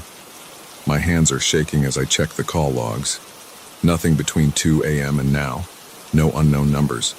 No incoming calls at all. I stand up, my legs weak. The office is empty. Marcus's office is dark. The other operators are gone. Their computers are turned off. My chest hurts. Really hurts. A sharp stabbing pain that radiates down my left arm. I reach for my cell phone to call 911, but my fingers are numb. I can't grip it properly. It falls to the floor. The pain is intense now, I can't breathe. The room is spinning. I try to call out for help, but no sound comes out. My knees buckle. The last thing I see is the computer screen changing. The time display disappears, replaced by text. Goodbye, David Sullivan. Say hello to your mother for me. Everything goes black. I wake up in a hospital bed 3 days later. The doctors tell me I had a massive heart attack. They say if the cleaning lady hadn't found me when she did, I would have died. I try to tell them about the calls, about the voice, about everything she knew. They give me psychiatric referrals and prescribe anti-anxiety medication. I quit my job at the call center. I move to a new apartment. I change my phone number. But every night at 2 a.m. my phone rings. Unknown caller. And every night I answer, because now I know something she doesn't. I survived. I changed the future she predicted. I'm still here, but she knows other things. New things. Things that are going to happen. Things I need to hear even though they terrify me. Last night she told me about the drunk driver who's going to run a red light tomorrow at the corner of 5th and Main at 8:47 a.m. She told me which route to take to avoid it. The night before, she warned me about the carbon monoxide leak in my new apartment building. I called maintenance. They found the problem and fixed it before anyone got hurt. I don't know if she's trying to help me or torment me. Maybe both. But I know I'll keep answering when she calls. Because sometimes the scariest things aren't the secrets from our past, but the truths about our future. The phone is ringing now.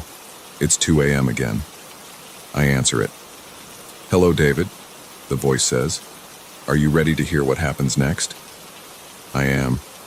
God help me, I am.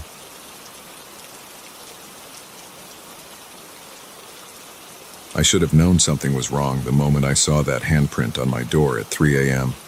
The night shift at the warehouse had been normal, just moving boxes, checking inventory, the usual mind-numbing work.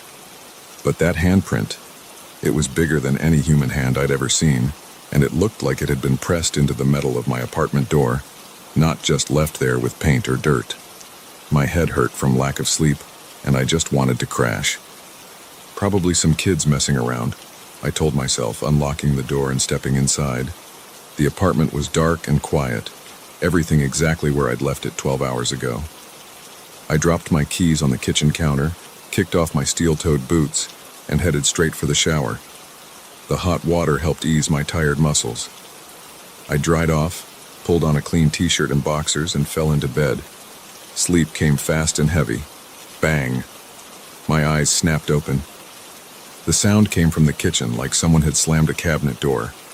The digital clock on my nightstand showed 4:47 a.m. I lay perfectly still, listening. The apartment was dead quiet for about 30 seconds. Then I heard it. The sound of drawers being opened and closed slowly, methodically, one after another. My throat went dry. I lived alone. Nobody else had keys to my place. I reached for my phone on the nightstand, but my fingers found empty space. Then I remembered I'd left it charging in the kitchen. Another drawer opened, the sound of metal utensils rattling. My heart pounded against my ribs as I eased out of bed. The floor creaked under my feet, and the sounds in the kitchen stopped immediately. Complete silence fell over the apartment. I had a baseball bat in my closet. Moving as quietly as possible, I retrieved it, gripping the handle so hard my knuckles turned white. The bedroom door was open, just a crack showing a slice of the dark hallway leading to the kitchen. More silence, then footsteps. Heavy ones, but not like shoes or boots on the floor. More like bare feet, wet bare feet, slapping against the linoleum. I raised the bat and edged toward the door. The footsteps grew closer, moving down the hallway toward my room. But something was wrong with the rhythm. It wasn't the normal left-right pattern of human walking. It was irregular, like the feet were hitting the ground at odd intervals. A shadow passed through the slice of hallway visible through the door crack. My chest tightened. The shadow was too tall, too wide to be human, and it moved. Wrong. The footsteps stopped right outside my bedroom door. I could hear breathing now. Wet, raspy breathing that sounded like it was coming through a throat full of liquid. The door began to swing open, slow and steady. I raised the bat higher, ready to swing. But when I saw what stood in the doorway, my arms went limp. It was tall, so tall its head nearly touched the ceiling. Its skin was a sickly gray color, stretched too tight over an emaciated frame. But its proportions were all wrong. The arms hung down past its knees, ending in hands bigger than dinner plates. Hands that matched the print on my door. Its legs bent backward at the knees, like a bird's. And its face. The face had no features except for a mouth that split its head from ear to ear, filled with row after row of needle-sharp teeth. Dark liquid, not water, too thick to be water, dripped from its chin onto my carpet. I couldn't move, couldn't breathe. The thing's mouth opened wider than any mouth should be able to open, and that wet breathing got louder. The smell hit me then, like rotten meat and stagnant water. It took a step into the room. The backward bent legs made its movement jerky and unnatural. Those massive hands swung at its sides, fingers twitching. My survival instinct finally kicked in. I swung the bat as hard as I could. It connected with the thing's ribs with a solid thunk, but the bat just bounced off like I'd hit a concrete wall. The impact sent vibrations up my arms, making me drop the weapon. The creature didn't even flinch. Instead, it reached for me with one of those huge hands. I ducked under its arm and ran. My shoulder slammed into the doorframe as I bolted past it, but I barely felt the pain. Pure adrenaline drove me down the hallway toward the front door. Behind me, I heard it moving. Those wet footsteps speeding up, getting closer. I reached the front door and grabbed the handle. It didn't turn. The door wouldn't open. I looked down. The deadbolt was unlocked. The chain wasn't on. But the door wouldn't budge, like it had been welded shut. The footsteps stopped. Hot breath hit the back of my neck, smelling like decay. Slowly, I turned around. It filled the hallway from floor to ceiling now, somehow even larger than before. That grotesque mouth smiled, showing rows of teeth that went all the way down its throat. One massive hand reached for me. I dove to the side, rolling across the living room floor. My shoulder hit the coffee table, sending magazines scattering. The creature followed, its head brushing against the ceiling, leaving wet marks on the white paint. I scrambled to my feet and ran for the kitchen. My phone was still there on the counter, charging. I grabbed it, fingers trembling as I tried to dial 911. The screen was black. Dead. Impossible. It had been charging for hours. A shadow fell over me. I turned to see the creature filling the kitchen doorway, its body contorted to fit through the opening. Those hands reached for me again, fingers spreading wide enough to wrap around my entire torso. I grabbed the first weapon I could find, a knife from the dish rack. The blade was still wet from washing. I slashed at the nearest hand. The knife cut deep into the gray flesh, but instead of blood, black water poured from the wound. It splashed onto the floor, hissing and steaming where it touched. The creature made a sound then, a high-pitched keening that made my teeth vibrate and my ears pop. The wounded hand withdrew, but the other one shot out faster than I could react. Fingers like steel cables wrapped around my chest, squeezing the air from my lungs. The creature lifted me off the ground effortlessly. It pulled me closer to that terrible face. The mouth opened wider and wider, jaw unhinging like a snake's. The stench of death rolled over me in waves. Row after row of teeth gleamed in the dim light from the window. In desperate panic, I stabbed the knife into its wrist. More black water gushed out, running down my arm. Where it touched my skin, it burned like acid. I screamed in pain. The creature's grip loosened for just a second. I twisted free, landing hard on the kitchen floor.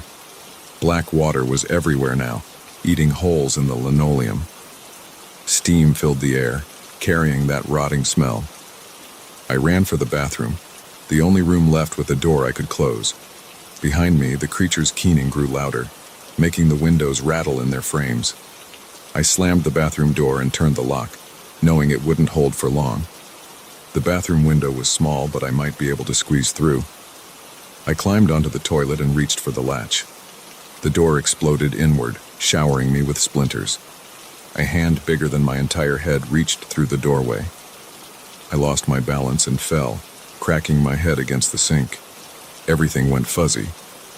I lay on the bathroom floor, blood trickling down my face, looking up at the creature as it squeezed its massive body through the doorway.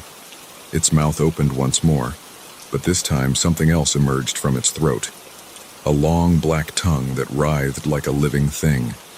The tongue touched my leg. Instant, searing pain shot through my body. I tried to scream, but no sound came out. My vision started to go dark around the edges.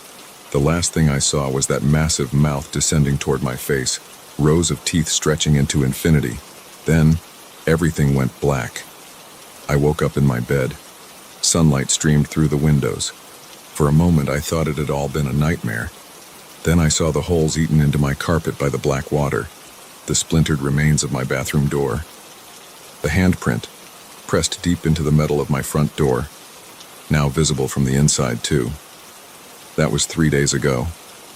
I haven't slept since then. Every night at exactly 4:47 a.m., I hear those wet footsteps in my kitchen. Every night they get closer to my bedroom. I've tried staying at hotels, sleeping in my car, even just driving all night. But no matter where I am, when that time comes, I hear those footsteps. Last night I found another handprint, this one pressed into the hood of my car.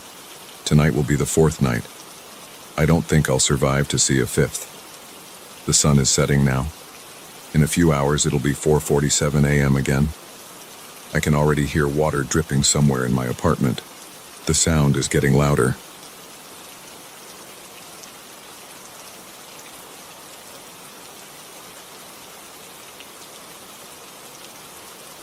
The crickets stopped first, then the frogs. In the 3 years I'd lived here, that had never happened. I stood in my backyard at 11:47 p.m., holding Max's leash, watching him stare at the tree line. His hackles were up. Every muscle in his German shepherd body was rigid. I checked my phone again, 11:48 p.m. The silence pressed against my ears. No wind, no rustling leaves, nothing. "Come on, buddy," I said. My voice sounded too loud in the quiet. "Do your business so we can go inside." Max wouldn't move.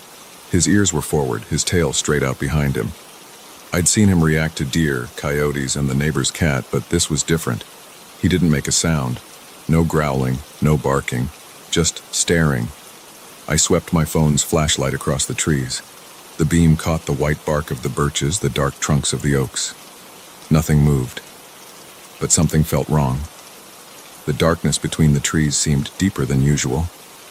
Max's leash went taut as he took 3 slow steps backward, pressing against my legs. I felt his trembling through my jeans. The rational part of my brain said to go inside, that it was just some animal in the woods. But my hand was sweating on the leash, and my heart hammered against my ribs. I took another look at the tree line.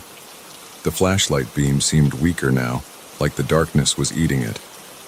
That's when I saw the first movement, a slight shifting of shadows between 2 oak trees. I blinked hard, trying to focus. The darkness rippled again, like black water. Max, inside, now. I started backing up toward the house, trying to keep my eyes on the trees. The motion stopped, but I could feel something watching us. The pressure of its attention made my skin crawl. We were 15 feet from the back door when Max let out a whimper. Not his usual whine for attention or food. This was a sound of pure fear. I looked down at him for just a second. When I looked back up, the darkness between the trees had changed. It had shape now, and depth, like a hole had opened in the world. My hands shook as I fumbled with the keys to the back door. The metal clinked loudly in the silence, too loudly. The shape in the trees shifted again. It seemed closer, though I hadn't seen it move. I got the door open and pushed Max inside. As I followed him in, I heard something that made my blood run cold. Footsteps in the grass behind me. Not animal footsteps. They were too deliberate, too heavy, and they were getting closer. I slammed the door shut and locked it, then hit every light switch I could reach. The kitchen and living room blazed with light. Max ran to the corner and crouched there, trembling. I grabbed my phone to call someone. The police? What would I tell them? That the darkness was walking? The screen showed no signal. Not low bars. No signal at all. I tried the landline. Dead silence. No dial tone. Something scraped against the back door. A long, slow sound, like nails on wood. I backed away, keeping my eyes fixed on the door. The scraping moved to the window. Then it stopped. The kitchen lights flickered once, twice. Max whimpered again. I ran to my bedroom and grabbed the baseball bat from under my bed. When I came back to the kitchen, all the lights were still on, but they seemed dimmer. The air felt thick, hard to breathe. The scraping sound started again, this time at every window at once, like whatever was out there had split into multiple things. Or maybe it had always been multiple things and they'd just been waiting. I checked my phone again, 11:52 p.m. Only 5 minutes had passed since we'd been outside. It felt like hours. The lights flickered again, longer this time. In the moments of darkness, I heard something new, a sound like wet cloth being torn coming from the walls. When the lights came back on, the windows were completely black. Not just dark, black. Like they'd been painted over. Max started growling. The first aggressive sound he'd made all night. He was staring at the ceiling. I looked up and my throat closed up. The darkness was seeping through the corners where the walls met the ceiling, like black ink spreading through water. I grabbed Max's collar and pulled him toward the front door. We had to get out, had to get to the car. But when I opened the front door, there was only blackness. Not night darkness. This was absolute. It swallowed my flashlight beam completely. We retreated to the living room. The darkness was coming through every crack now, pooling on the floor like oil. The lights were barely working, creating islands of dimming yellow in the growing dark. Max's growl turned into a series of sharp barks. He was facing the kitchen doorway. I turned, raising the bat. Something stood in the doorway. It was roughly human-shaped, but wrong. Too tall, too thin.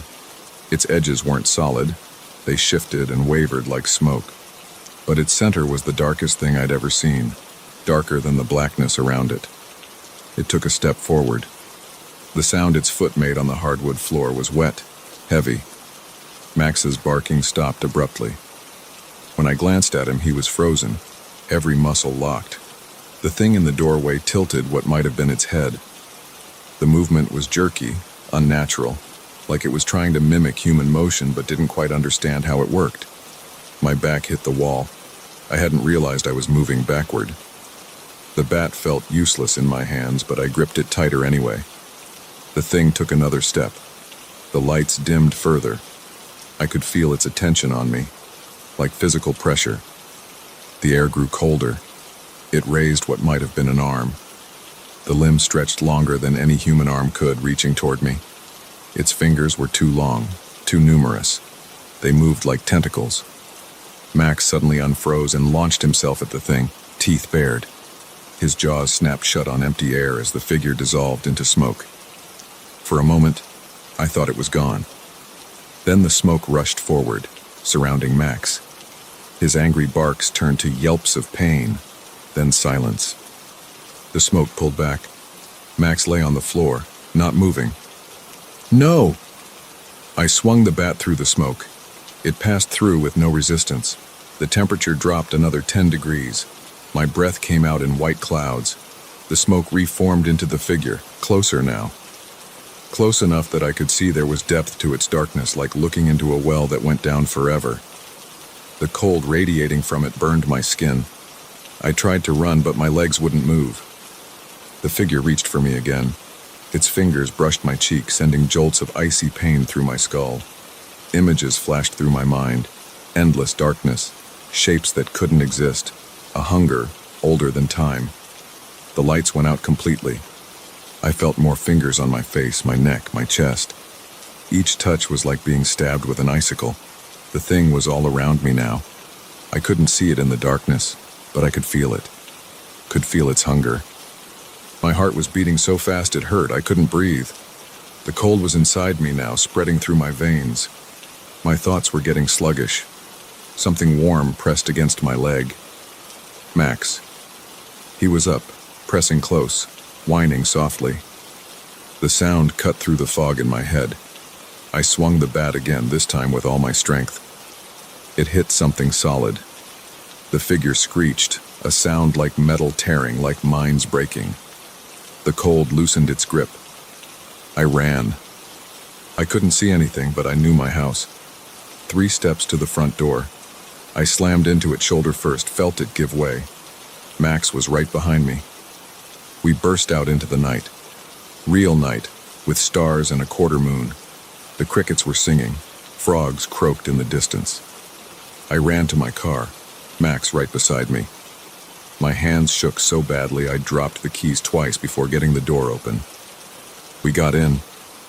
I started the engine and backed out of the driveway so fast I hit the mailbox. As we sped away, I looked in the rearview mirror. My house was dark, but it was just regular darkness. The thing was gone. Or at least, I couldn't see it anymore. I drove to a motel 50 miles away, paid cash. Max wouldn't leave my side, not even to eat or drink. We sat on the bed, both of us trembling, until sunrise. I called in sick to work, spent the day making arrangements.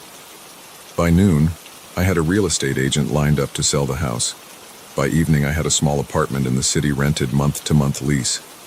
I never went back to the house, hired people to pack up my things, told the real estate agent to sell it as is.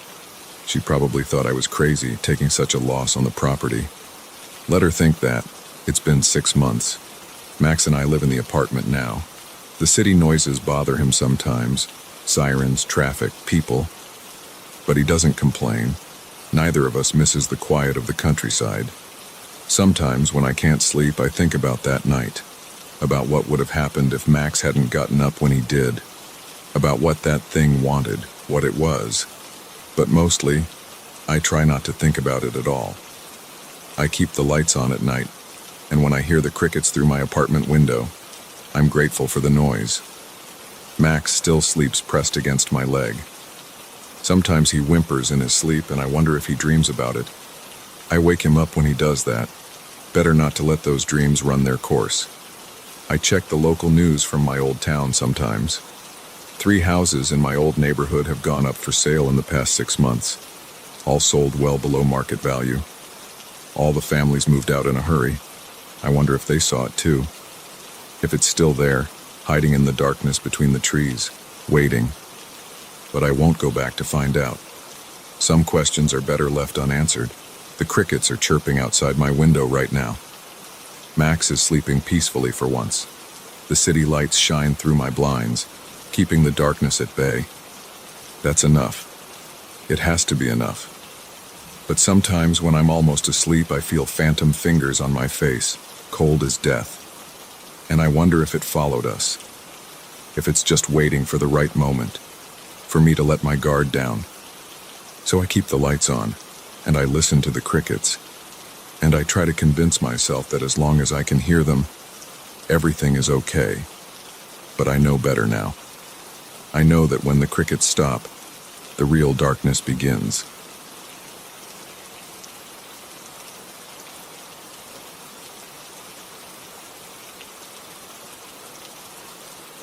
The first time I saw someone running between the gravestones at Foster Hill Cemetery, I told myself it had to be another delivery driver taking a shortcut. Nobody else would be crazy enough to cut through there at 11:30 p.m. on a Tuesday. But delivery drivers don't move that fast, and they definitely don't leave those kinds of footprints. I've been doing late-night deliveries for 3 years now. The pay is decent, especially with tips, and the roads are empty. Tuesday night started like any other shift. I had a stack of orders from that new Thai place downtown, mostly going to the college students cramming for finals. The GPS kept trying to route me around Foster Hill Cemetery, adding an extra 10 minutes to each trip. After the third delivery, I decided to save some time and cut through the cemetery grounds. Other drivers did it all the time. The cemetery gates were always open, some historical preservation rule from back when it was first built in 1843. The narrow access road wound between sections of tilting headstones and crumbling monuments. My headlights swept across names weathered almost to nothing. The shadows of iron crosses and stone angels stretched out across browning grass. I kept my speed down to avoid bottoming out on the bumpy road. The suspension in my Honda Civic wasn't great even when it was new, and that was 140,000 miles ago. The Thai food in my passenger seat filled the car with the smell of pad Thai and green curry. My stomach growled. Maybe I'd treat myself to some leftover tom yum soup if any orders got canceled. About halfway through the cemetery, movement caught my eye. At first, I thought it was just shadows from my headlights playing across the gravestones. Then I saw it clearly. A figure sprinting between the rows of headstones, moving way faster than any normal person could run. They crossed about 50 feet of open ground in the time it took me to blink. I hit the brakes.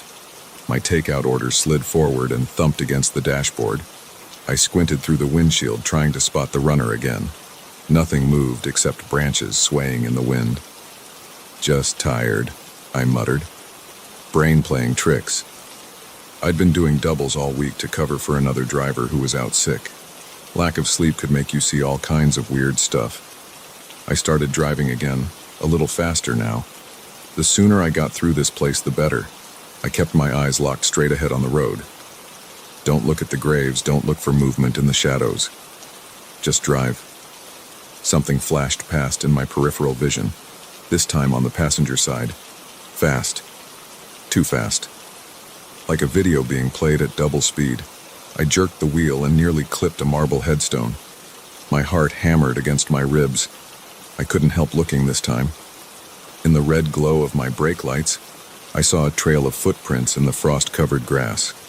They led straight toward my car, stopping just a few feet from the passenger door. The prints were deep, like whoever made them had been running hard.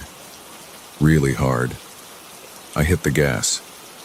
The engine whined as I accelerated down the narrow cemetery road, not caring about the suspension anymore. I kept checking my mirrors, but all I could see were shadows and stone monuments in the fading red glow of my taillights. The rest of my shift was a blur. I delivered the Thai food on autopilot, barely registering the customers or their tips. By the time I finished my last order at 2 a.m., I'd almost convinced myself I'd imagined the whole thing in the cemetery. Sleep deprivation could do strange things to your mind. I pointed my car toward home, taking the long way around Foster Hill. No more shortcuts tonight. The roads were empty except for the occasional semi-truck. My eyelids felt heavy. Just 15 more minutes and I'd be home in bed. A few blocks from my apartment, I had to stop for gas. The fluorescent lights of the gas and go made everything look harsh and artificial. I was the only customer. The night clerk didn't even look up from his phone when I went inside to pay. Back at my car, I noticed something that made my whole body go cold. There were muddy footprints on the passenger side of my Honda. They started a few inches from the door and continued along the side of the car, as if someone had been running alongside me. The mud was reddish-brown, the same color as the soil in Foster Hill Cemetery. I walked around the car in a daze, following the prints. They went all the way to the back bumper, then they just stopped, like whoever made them had vanished into thin air. My hands shook as I opened the driver's door. The inside of the car smelled different. Under the lingering scent of Thai food, there was something else. Something musty and organic, like old leaves and wet earth. I drove home doing exactly the speed limit, hands clenched on the steering wheel. Every red light felt like it lasted an hour. I kept checking my mirrors, but the streets behind me were empty. When I finally parked outside my apartment building, I ran inside without looking back. Sleep didn't come easily that night. Every time I started to drift off, I'd jerk awake, thinking I heard footsteps running past my second-floor window. Around 4 a.m., I finally fell into an uneasy sleep. The next morning, everything felt distant and unreal, like a bad dream. The muddy footprints were still there on my car, but they looked less sinister in the daylight. I told myself there had to be a rational explanation. Maybe some kid had played a prank while I was delivering food. Maybe another driver had splashed mud on my car. Maybe. My phone buzzed. Text from my supervisor. Driver shortage tonight. Need you to cover the late shift again. Time and a half. I stared at the message for a long time. The smart thing would be to say no. Take a night off, get some real sleep. But my rent was due next week, and time and a half was time and a half. Okay, I texted back. I'll do it. The sun was setting when I pulled into the Thai restaurant's parking lot to start my shift. I had a new rule. No cutting through Foster Hill Cemetery, no matter how much time it would save. I'd take the long way around, stick to well-lit streets. The first few hours of my shift were normal. Students ordering pad thai. Families getting spring rolls and curry. The usual Tuesday night crowd. I kept to main roads even when my GPS tried to route me through the cemetery. The detour added time to each delivery, but it was worth it for peace of mind. Around 10:30 p.m., I got an order going to an address right on the other side of Foster Hill. Even taking the long way around would add 20 minutes to the delivery time. The customer had already called twice asking where their food was. I sat in my car staring at the GPS. The cemetery route would take 7 minutes. The safe route would take 27. The customer was already angry. My rating would take a hit. Too many low ratings and I'd lose my spot in the priority queue for orders. This is stupid, I said out loud. It's just a cemetery. Nothing happened last night. You were tired and seeing things. Before I could talk myself out of it, I turned onto the road leading to Foster Hill's gates. The entrance looked different tonight. Darker. The iron gates cast long shadows in my headlights. As I drove through them, I felt a pressure change in my ears, like when you drive up a steep hill. I kept my eyes straight ahead, focusing on the access road. Don't look at the graves, don't look for movement, just drive. Get through as fast as possible. Halfway through the cemetery, my phone lost signal. The GPS screen went black. Great, just great. I knew the route well enough to finish the delivery, but being cut off from communication made me nervous. The access road curved around a large marble mausoleum. As I turned the corner, my headlights swept across something that made me slam on the brakes. Footprints. Dozens of them, maybe hundreds, crisscrossing the road ahead of me. They were pressed deep into the dirt like they'd been made by someone running at incredible speed. And they were fresh. I put the car in reverse. To hell with the delivery time. To hell with my rating. I wasn't staying here another second. The engine revved, but the car didn't move. The wheels spun in place, kicking up gravel. I looked in my rearview mirror and felt my stomach drop. More footprints were appearing on the road behind me, materializing out of nowhere one after another, getting closer to my car. I tried to scream, but no sound came out. The footprints reached my back bumper. Then they started appearing along the driver's side of the car, heading toward the front. Something moved in my peripheral vision. I turned my head slowly, fighting against every instinct that told me not to look. A face pressed against my driver's side window. A human face, but wrong. The skin was gray and sunken. The eyes were completely black. The mouth was stretched into an impossibly wide grin, showing too many teeth. I threw the car into drive and floored it. The tires caught traction and shot forward. In my side mirror, I saw a figure running beside the car. It was keeping pace easily, even though my speedometer showed 40 miles per hour. 50, 60. The figure's movements were wrong. Its legs pumped too fast, like a video being played at triple speed. Its arms swung at impossible angles. But it matched my car's speed exactly, staying right alongside me. I reached the cemetery gates doing 70. As I shot through them, the figure disappeared, just vanished between 1 second and the next. In my rearview mirror, I could see Foster Hill Cemetery receding into the darkness. Nothing moved between the graves. My phone came back to life, GPS rerouting to account for my new position. The pressure in my ears released. Normal street sounds filtered back in. Distant traffic, a dog barking, the hum of power lines. I pulled into a gas station parking lot and sat there shaking for 20 minutes. When I finally worked up the courage to look, there were fresh footprints all along the side of my car. They started at the back bumper and went all the way to the front wheel well. The mud was still wet. I called my supervisor and told him I was done for the night. Family emergency. He wasn't happy, but I didn't care. I drove straight home, taking main roads the whole way. Every time I stopped at a red light, I checked my mirrors for running figures. That was 3 days ago. I haven't gone back to work. Haven't answered my supervisor's calls. The footprints are still on my car. I can't bring myself to wash them off. Sometimes at night I hear running footsteps outside my apartment. Fast footsteps. Too fast. I found a new job today, stocking shelves at a grocery store. Day shift only. The pay isn't as good as deliveries, but at least I never have to drive through Foster Hill Cemetery again. But here's the thing that really scares me. I keep getting notifications from my delivery app, even though I deleted it from my phone. Orders going to addresses on the other side of the cemetery. The suggested route always cuts straight through Foster Hill. And sometimes, late at night, I see my car's headlights turn on by themselves. I think something followed me home from that cemetery. Something that runs too fast and grins too wide. Something that wants me to go back. I'm writing this all down because I need someone to know what happened. Maybe someone else has seen it too. Maybe someone knows what it is or how to make it go away. All I know is that I'm not making any more deliveries through Foster Hill Cemetery. And if you're a driver in this area, neither should you.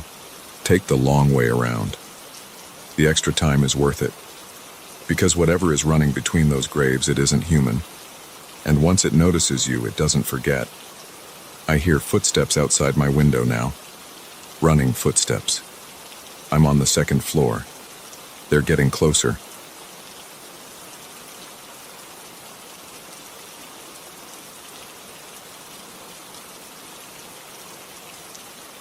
I heard the footsteps again last night.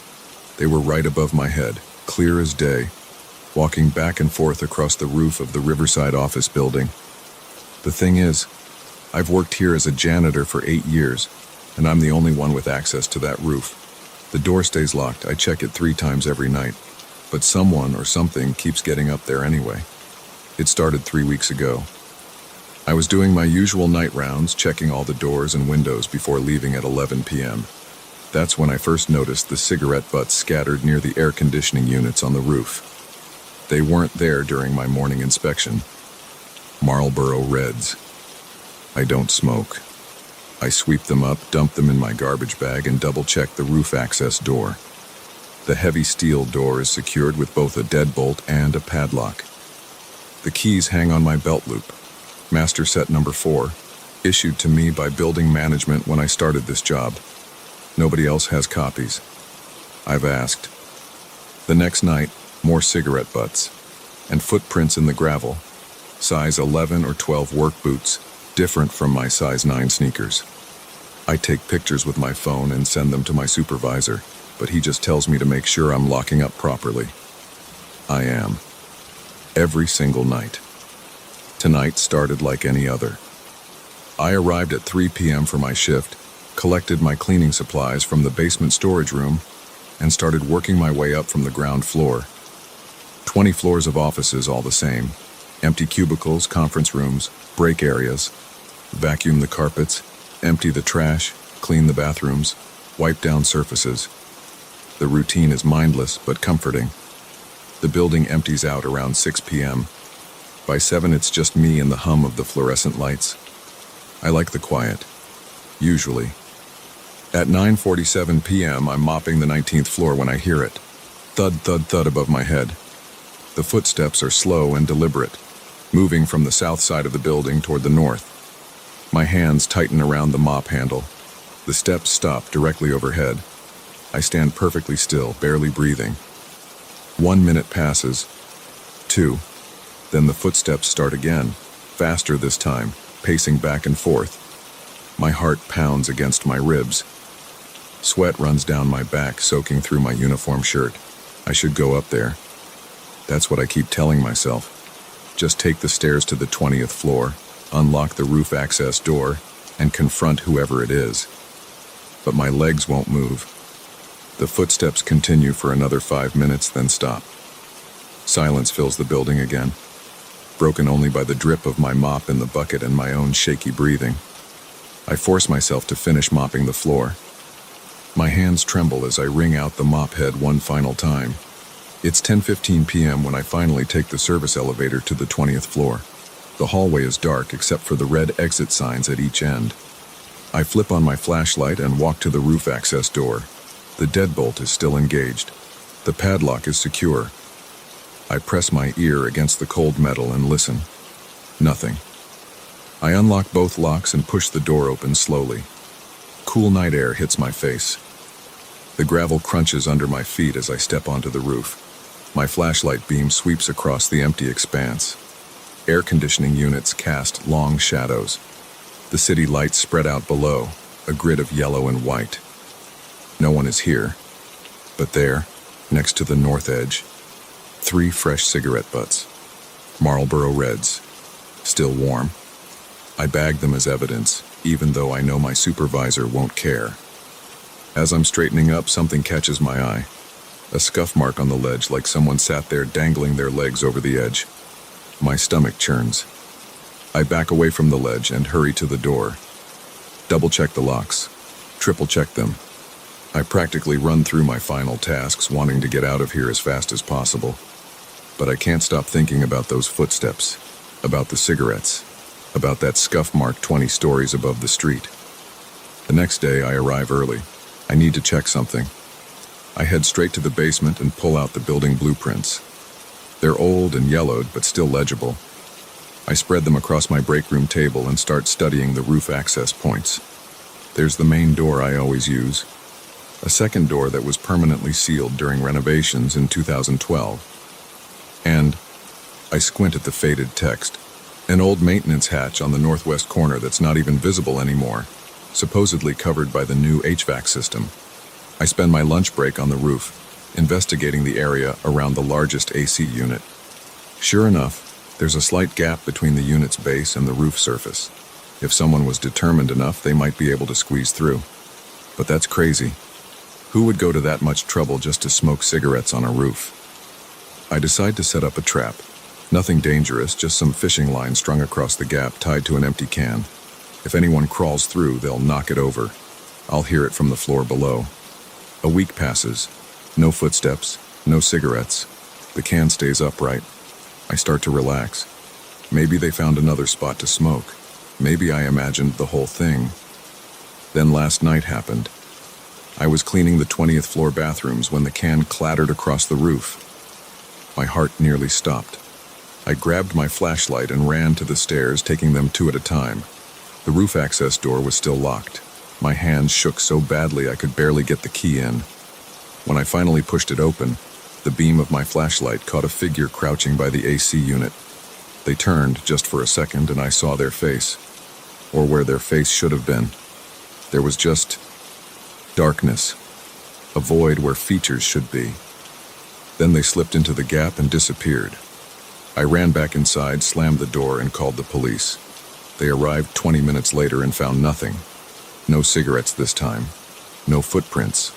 Just my fishing line scattered across the gravel, and the empty can rolled against the ledge.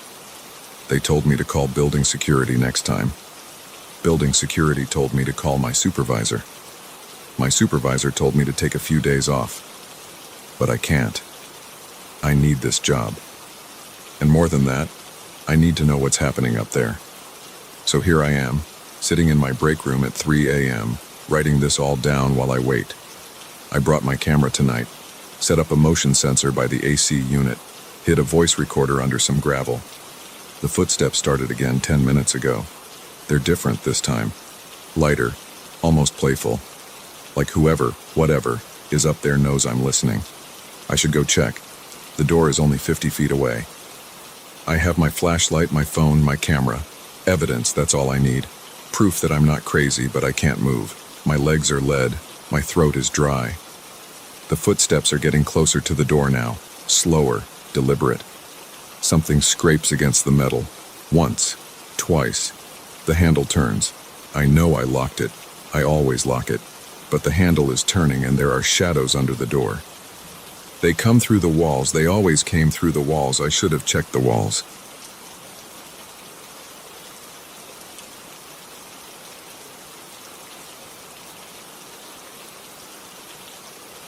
The banging on my motel room door jolted me awake at 3:17 a.m. My head pounded, and the cheap digital clock's red numbers burned into my eyes. 3 loud knocks came again. "Hey man, open up. It's Dave from last night."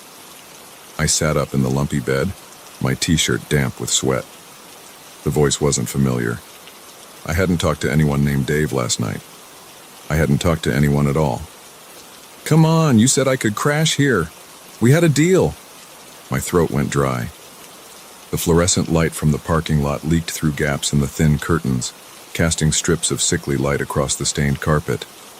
Another series of knocks, more insistent this way. "I know you're in there. Don't act like you don't remember." I stood up, my bare feet hitting the cold floor. The room spun slightly. My mouth tasted like stale coffee and cigarettes, though I didn't smoke. The last thing I remembered was driving into this roadside motel around 8 p.m., checking in, and falling into bed after 12 hours on the road. Nothing else. The door rattled in its frame as the man outside hit it again. I stepped closer, trying to see through the peephole, but it was blocked or painted over. "Look," the voice said, lower now. "I've got the front desk security footage right here on my phone. Shows you letting me in at midnight.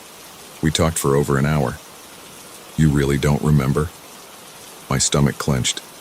That wasn't possible. I grabbed my phone from the nightstand, 3:19 a.m.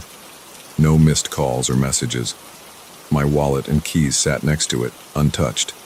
Everything looked normal, but my head felt wrong, clouded. "I'm showing the manager if you don't open up. You promised me a place to sleep." I pressed my ear to the door. The man's breathing was heavy, ragged. The hallway's ice machine hummed in the background. "Fine," I said, my voice cracking. "Show me the footage first. Hold your phone up to the peephole." A few seconds passed. Then, "Can't.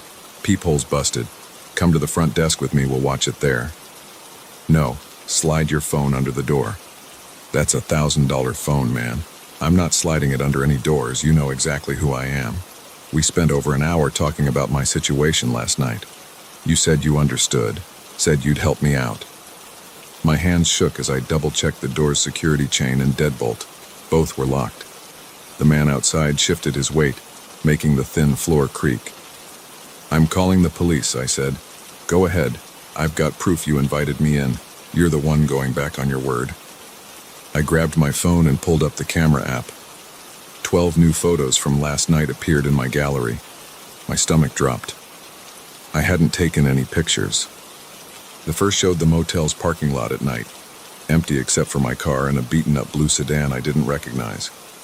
The next several were blurry shots of the room's interior, the TV, the bathroom door, the window. In the final image, a man's reflection appeared in the mirror, but it wasn't me. He was older, maybe 50, with gray stubble and a red baseball cap. "Just check the timestamp on those pics you took," the voice said. 12:47 a.m. Ring any bells? Cold sweat ran down my back. I opened my recent calls. 3 outgoing calls between midnight and 2 a.m. to a number I didn't know. "Your phone's got the proof too, doesn't it?" He laughed, a dry sound. "You really that drunk you forgot everything?" I hadn't had a drink in months. I scrolled through my text messages. Nothing new, but my browser history showed searches from 1:13 a.m. Cheap motels near Highway 16, identity theft protection, how to disappear completely. "Last chance," the man said. "Open up or I'm getting the manager." I backed away from the door, trying to control my breathing. The room felt smaller, the walls pressing in. I had to think, had to figure out what happened in those missing hours. My laptop sat on the room's small desk. I opened it. The screen was already on, showing a local news website. The top story's headline made my blood run cold. "Police seek person of interest in gas station robbery." The grainy security camera image showed a man in a red baseball cap. More knocking, harder now. "Time's up, you've got 10 seconds. I grabbed my keys and wallet, shoving them in my pockets. The window, I could break it, run to my car, but my legs felt weak, unsteady. 10, 9, 8. The desk lamp flickered. I noticed something written on the notepad next to it, in my handwriting. "Let him in, he knows. Has to end tonight." 7, 6. My phone buzzed. A text from the unknown number. "Remember now?" 5, 4. The lamp went out. In the darkness, I heard a key card slide into the door's electronic lock. The green light blinked on. 3. The deadbolt clicked open by itself. 2. The security chain snapped taut, then broke free from the wall. 1. The door swung open. The man in the red baseball cap stood in the hallway, holding up his phone. On the screen, security footage played. Me, 6 hours ago, smiling as I held the door open for him. "Ready to finish what we started?" he asked. I looked at the notepad again. Below my message, smaller words appeared, writing themselves. "You can't run from yourself." The man stepped into the room. His face flickered like bad reception, becoming mine for a split second before settling back into its older features. He closed the door behind him. "Let's talk about last night," he said. "All of it." The clock read 3:23 a.m. Outside, my car's alarm began to wail. He sat in the room's only chair, perfectly still. "You remember the gas station, don't you? What happened after you saw me there?" I pressed my back against the far wall. "I didn't stop at any gas stations. I drove straight here." He pulled out a receipt, held it up. "Murphy's Gas and Go, 11:47 p.m. My signature at the bottom." "You followed me," he said. "Watched me go in, saw what I did. Then you followed me here, got the room next door.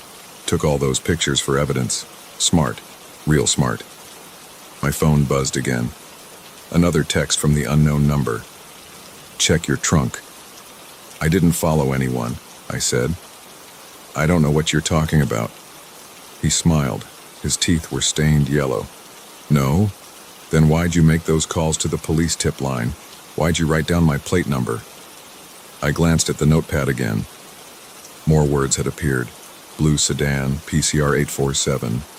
You said you wanted to help," he continued. "Said you understood about needing money, about desperation. Said you'd keep quiet if I split it with you. That's why you let me in, why we talked so long, making plans." The car alarm kept screaming. Nobody came to investigate. "But then you got nervous, didn't you? Started having second thoughts. That's when you really started drinking. Found that bottle in your trunk." My hands went to my temples. The pounding in my head got worse. "I don't drink," I said. "Haven't touched it since the accident?" He leaned forward. "Since Sarah?" The name hit me like a physical blow. I hadn't spoken it in 2 years. "How do you know about her?" "You told me everything last night, about the crash, about running, about trying to start over." He stood up. about how you never forgave yourself. The room spun. I slid down the wall until I sat on the floor. But you can't run forever, he said. Can't hide from what you've done. That's what you said last night, right before you passed out. Right before you gave me your key card and told me to come back. I closed my eyes, tried to breathe. When I opened them, he was kneeling in front of me. His face flickered again. My face, older, haunted. The gas station robbery, I said. How much did you take? We took, he corrected, 4,127. Your cut's in your trunk, with the empty bottle and Sarah's picture, the one you always carry but pretend you don't. My phone buzzed one final time. The message showed a photo. My trunk open, revealing a paper bag full of cash, a bottle of cheap whiskey, and a crumpled photograph I thought I'd burned years ago. Time to face it, he said. His voice was mine now, aged by guilt and time.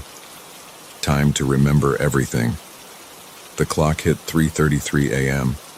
The car alarm went silent. And slowly, horribly, I began to remember what I'd done. Not just last night, but 2 years ago on a rainy road when I'd had too much to drink and Sarah had trusted me to drive her home.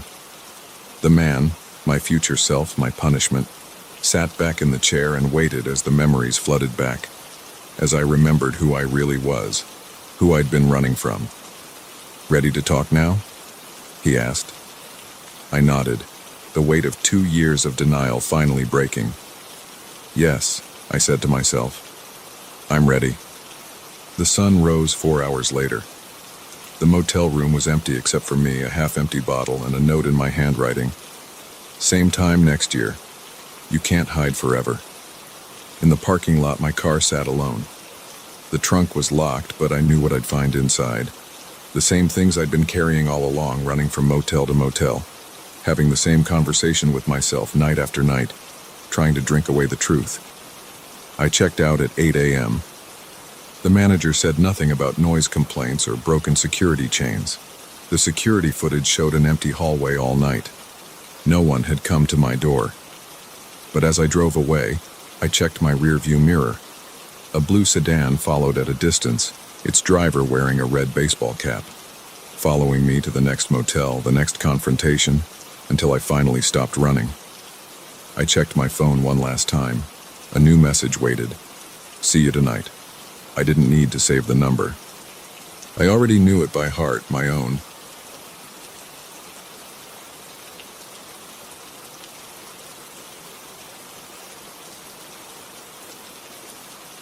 The first thing I noticed was the static. It crackled through my car's speakers like angry insects, drowning out the classic rock station I'd been listening to for the past 3 hours. I reached for the dial, trying to find a clear signal, but there was nothing but white noise on every frequency. That's when I heard it. My name, whispered through the static, clear as day. David. My hand froze on the dial. The voice was soft, almost gentle, but something about it made the hair on the back of my neck stand up. I glanced at the clock on my dashboard. 2:37 a.m. The headlights cut through the darkness ahead, illuminating an empty stretch of Arizona highway. No other cars in sight, just desert and cacti on both sides, their shadows twisted in the moonlight. I hadn't seen another vehicle for at least 40 minutes. The last sign of civilization had been a rundown gas station where I'd stopped to fill up and grab some coffee. The old man behind the counter had given me an odd look when I'd mentioned I was heading east on Route 60. The static continued, but the voice didn't return. I tried adjusting the antenna, but nothing changed. My throat felt dry. I reached for my coffee cup, but it was empty. The whisper came again, louder this time. David, listen. I hit the brakes. The car slowed, tires crunching on the asphalt. My heart was pounding against my ribs. I needed to check my phone, maybe call someone. Just hearing another human voice would help clear my head. I pulled over to the shoulder, put the car in park, and grabbed my phone from the cup holder. The screen lit up, showing 1 bar of signal. There was a notification for an unsent message. My stomach dropped when I saw the sender. It was my own number. With trembling fingers, I opened the message. Don't stop. The timestamp showed it was from 1 minute ago. but I hadn't touched my phone in hours. I stared at the screen, my breath coming in short gasps. The radio static suddenly grew louder, and through it I heard that whisper again. "David, behind you." Every muscle in my body tensed. My eyes darted to the rearview mirror.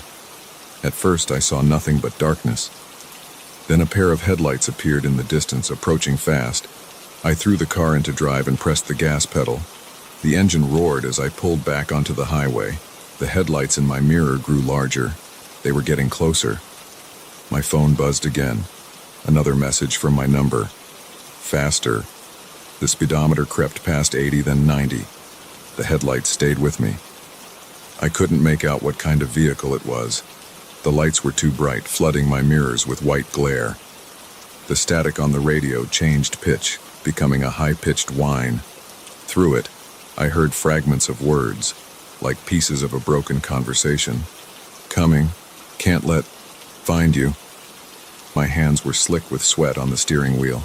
The road ahead stretched endlessly into the darkness. No exits, no turnoffs, no other cars. Just me and whatever was behind me. The phone buzzed again. "Take the next right. There isn't one on the map." I laughed, a harsh sound that surprised even me. Take a right? There was nothing but desert out there. I'd run right off the road into the cacti and rocks. The headlights behind me suddenly flared brighter, so bright I had to look away from the mirrors. The engine of the pursuing vehicle roared louder. I could feel it in my bones. Up ahead, I saw something that made my blood run cold. There was a break in the guardrail, and beyond it a dirt road I could swear hadn't been there a moment ago. It curved away into the darkness, heading north into the desert. The phone buzzed. Now. I yanked the wheel hard to the right. My car skidded, tires screaming on the asphalt. For a moment I was sure I'd lose control, but somehow I made the turn. The car bounced violently as it hit the dirt road, my teeth clicking together painfully. In my rearview mirror, I watched the mysterious headlights shoot past the turnoff, continuing down the highway. They didn't slow down or try to follow. I kept driving on the dirt road, my heart still racing. After about a mile, I slowed down and stopped. The engine ticked as it cooled. The radio was silent now. Not even static came through the speakers. My phone buzzed one last time. "Get out. Walk 100 steps north. Bring the phone." I sat there for a long moment, my hands still gripping the steering wheel. Every instinct told me to turn around, to get back to the highway and drive until I found a town, a gas station, anything. But I got out of the car. The desert night was cold. My shoes crunched on the gravel as I started walking north, counting my steps. The moon cast enough light to see by, creating sharp shadows behind every rock and cactus. At step 98, I saw it. A small wooden cross stuck in the ground, weathered and gray. A piece of paper was nailed to it, protected by a plastic sleeve. My hands shook as I took it out. It was a newspaper clipping, dated exactly 1 year in the future. The headline read, "Missing man's body found on Route 60. David Marshall, 34, victim of hit and run." Below the clipping was a handwritten note. "I tried to warn myself last time. It didn't work. Maybe this time will be different." The handwriting was mine. My phone buzzed one final time. This message was different. It showed as a draft that had never been sent, dated 1 year ago. "They won't stop until they find someone. Better the cross than the morgue. Leave this for the next David. Keep driving west. Don't look back." I stood there in the desert darkness, the paper trembling in my hands, as the sound of distant engines grew louder from the highway. The headlights appeared again, searching. I ran back to my car, gravel crunching under my feet. The engine started on the first try. I turned the car around and headed west on the dirt road, away from the highway. The radio remained silent, and my phone didn't buzz again. As I drove through the night, I thought about the David who had left that message, the one who had tried to warn himself and failed, the one who had become a headline. I drove until dawn, stopping only when I reached a small town in California. I checked into a motel and slept for 12 hours straight. When I woke up, I wrote down everything that had happened, sealed it in an envelope, and mailed it to myself with instructions to open it in 11 months. That was 3 weeks ago. I haven't driven at night since then. I avoid empty highways and desert roads. Sometimes I catch myself checking my phone for messages from my own number, but there haven't been any. Not yet, anyway. The envelope I mailed to myself will arrive in 10 months. I don't know if I'll need it, but I keep thinking about that wooden cross in the desert, about the David who put it there, and the one who didn't make it. I wonder if somewhere out there, right now, another David is driving down Route 60 in the middle of the night. I wonder if he'll hear the static and his name being whispered through it. I wonder if he'll stop when he shouldn't, or keep driving when he should turn. I wonder if he'll understand the warning in time. Yesterday I bought a new car. I made sure it didn't have a radio.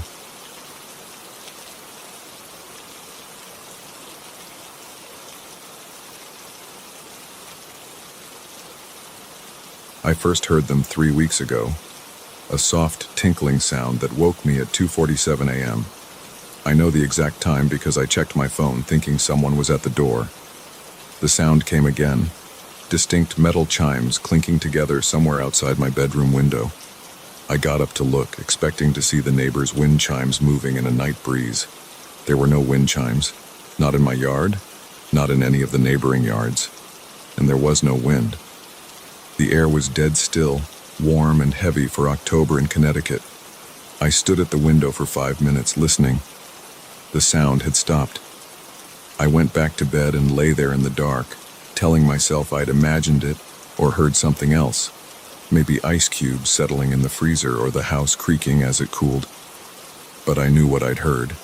Wind chimes, clear as day. The next night it happened again.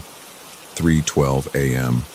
The same delicate metallic tinkling, slightly louder this time. I got up faster, went straight to the window. Nothing moving outside. No wind. No chimes visible anywhere. But the sound continued for almost 10 minutes while I stood there searching the darkness. My skin got cold despite the warm night air coming through the screen. During the day, I checked all the yards on our street. Mrs. Henderson, 2 doors down, had wind chimes on her front porch, but they were heavy copper tubes that would make a much deeper sound than what I'd heard. No one else had any. I even walked around the block looking in backyards where I could see them. Nothing. The third night, the chimes woke me at 1:55 a.m., louder still, close enough that they had to be right outside my window. I switched on my phone's flashlight and shined it out into the yard. The beam caught nothing but my wife's herb garden, the wooden fence, the maple tree with its branches stretching over the lawn. The chimes kept ringing, a high, sharp singing of metal on metal. I went downstairs and out the back door in my boxers and t-shirt. The sound was clearer outside, definitely coming from the direction of the maple tree. I walked toward it, phone light sweeping back and forth. The chimes grew louder with each step, but when I reached the tree and shined the light up into its branches, there was nothing there, just leaves and empty air. The sound stopped abruptly. Total silence fell. I stood under the tree for 20 minutes waiting, but it didn't start again. I didn't tell my wife Karen about it. She was dealing with enough stress at work, and I didn't want her losing sleep too. But over the next week, the pattern continued. Each night between 1 and 3 a.m., the chimes would wake me. Each night they sounded louder and closer. Each night I searched and found nothing. I started taking sleeping pills, but they didn't help. The chimes cut through the chemical drowsiness like a knife through fog. I installed a security camera pointed at the backyard. The footage showed nothing, no movement, no source for the sound. But you could hear it clearly on the recordings, proving I wasn't imagining things. After 2 weeks, I stopped sleeping entirely. I'd lie in bed beside Karen, waiting for the chimes to start. When they did, I'd get up and search again, even though I knew I wouldn't find anything. During the day, I was a zombie at work, making mistakes, zoning out in meetings. My boss asked if everything was okay at home. I said yes, knowing I sounded unconvincing. The neighbors started giving me weird looks. They'd seen me wandering the yard in the middle of the night, shining flashlights into trees. Mrs. Henderson asked Karen if I was having episodes. Karen started watching me with concern, suggesting I see someone about anxiety or depression. Last night, everything changed. The chimes started at 2:23 a.m., loud enough to rattle the windows. I got up automatically, heading for the back door. Karen stirred but didn't wake. She'd gotten used to my nightly wanderings. The sound hit me like a physical force when I stepped outside, much louder than before, with a sharp, almost angry quality to the metallic ringing. I walked toward the maple tree, no longer needing a light to guide me. The moon was nearly full, casting everything in pale silver. That's when I saw them. Hanging from the lowest branch of the maple tree was a set of wind chimes I'd never seen before. Long silver tubes, at least a dozen of them, suspended from a wooden disc. They were swinging violently despite the complete absence of wind, crashing against each other with enough force to produce the intense ringing that had been haunting my nights. I stopped about 10 feet from the tree, staring. The chimes seemed to swing even harder as I watched, as if responding to my presence. The sound became deafening, drowning out everything else. I could feel the vibrations in my chest. I took a step closer. The moonlight caught the metal tubes, and I saw that they were covered in strange markings. Not letters or numbers, but symbols I didn't recognize. They seemed to shift and change as the chimes moved, making my eyes hurt when I tried to focus on them. Another step. The wooden disc at the top started spinning faster and faster, making the tubes whirl in a blur of silver. The sound changed pitch, becoming higher, more piercing. My ears started to ring in harmony with it. I reached out toward the chimes. I don't know why. Some compulsion I couldn't fight. Just before my fingers touched the nearest tube, I noticed something dark dripping from the bottom of the wooden disc. It fell in thick drops, hitting the grass with a hiss. Where it landed, the grass withered and turned black. I yanked my hand back and stumbled away from the tree. The chimes spun faster, their ringing reaching an impossible pitch. The dark liquid was flowing freely now, running down the tubes and spattering the ground. Smoke rose where it fell, carrying a smell like burning meat. I ran back to the house, slammed the door and locked it. Through the kitchen window I could see the chimes still spinning, could hear their screaming song. The dark liquid had formed a perfect circle on the ground beneath them, and nothing grew in that circle anymore. That was 6 hours ago. The sun is up now. Karen left for work, giving me a worried look when I said I was taking a sick day. I'm sitting at the kitchen table watching the maple tree through the window. The chimes are still there, hanging motionless in the morning light. The grass beneath them is dead, black as ash in a perfect circle. I don't know what to do. I can't leave them there. Whatever that liquid is, it's killing everything it touches. But I'm afraid to go near them again, afraid of what might happen if I try to take them down. The symbols on the tubes are clearer in daylight. They remind me of something I saw once in an old book in my grandfather's study before he died. He collected occult manuscripts, things he'd find at estate sales and antique shops. Most of it was nonsense, but there was one book, leather-bound, written in a language I didn't recognize, that had similar symbols. He caught me looking at it and snatched it away, locked it in his desk drawer. The only time I ever saw him angry. After he died, we couldn't find that book. The desk drawer was empty.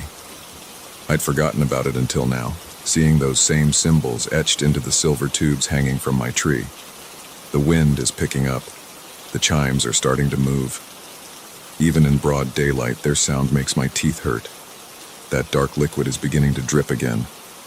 I have to do something. Have to get rid of them somehow. But as I sit here watching them swing, I'm starting to think they won't let me. Starting to think they chose this tree, this yard, this house for a reason. Starting to think they chose me. The circle of dead grass is spreading. The chimes are ringing louder. And I swear, in the spaces between the sounds, I can hear something like voices calling my name. I'm going to try to take them down. I've got thick gloves, a ladder, and some bolt cutters from the garage. If I don't update this after, if something happens to me, at least there'll be a record. At least someone will know what happened. The chimes are singing. They know what I'm planning. They're waiting for me. I'm walking outside now. The sun feels cold. The voices in the chimes are getting clearer. They're saying my grandfather's name.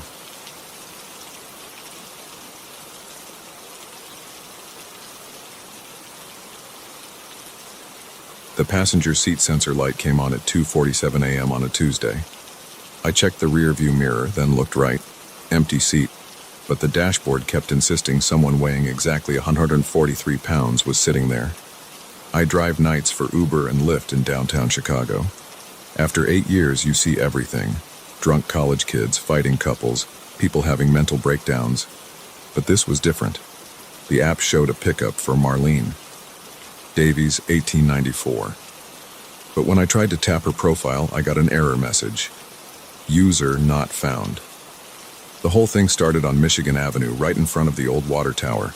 It was drizzling, the kind of cold October rain that soaks into your bones. I just dropped off my last passenger and was about to head home when the new ride request came in. The ping showed a 497 rating. Almost perfect. The pickup spot was right where I was parked. I waited 5 minutes, engine idling, wipers squeaking across the windshield. No one came. I was about to cancel when that sensor light blinked on. At first, I figured it was just malfunctioning. These cars take a beating, things break. I reached over and pushed down on the passenger seat. The fabric compressed like someone was actually sitting there. When I pulled my hand back, the impression remained for a few seconds before slowly rising back up. "Hello?" I said, feeling stupid talking to an empty seat. The car's temperature dropped about 10 degrees. I could see my breath fogging in front of my face. I grabbed my phone to cancel the ride, but the app wouldn't let me. Every time I hit cancel ride, it just refreshed back to the active trip screen. The navigation was already running, directing me to an address in Lincoln Park. This is where any sane person would have gotten out of the car and called it a night. But I've got alimony payments and a kid in college. I needed the fare. Plus, I'll admit, I was curious. In 8 years of driving, I'd never seen anything like this. I put the car in drive and pulled away from the curb. The seat sensor stayed on, that little icon glowing on my dash like a miniature accusation. Every few blocks I'd glance over, but there was nothing to see. Just an empty seat with an invisible 143-pound weight pressing into it. The navigation took me north on Lakeshore Drive. At 3 a.m., the road was almost empty.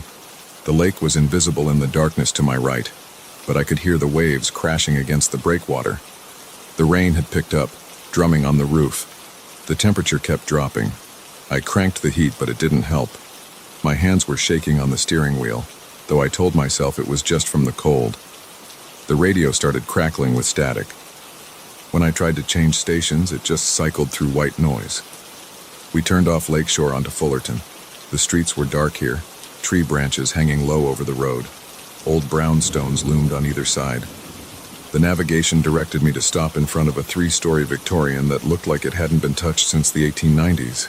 The house was completely dark, paint peeling, windows boarded up, dead vines crawling up the walls. A no trespassing sign hung crooked on the iron fence.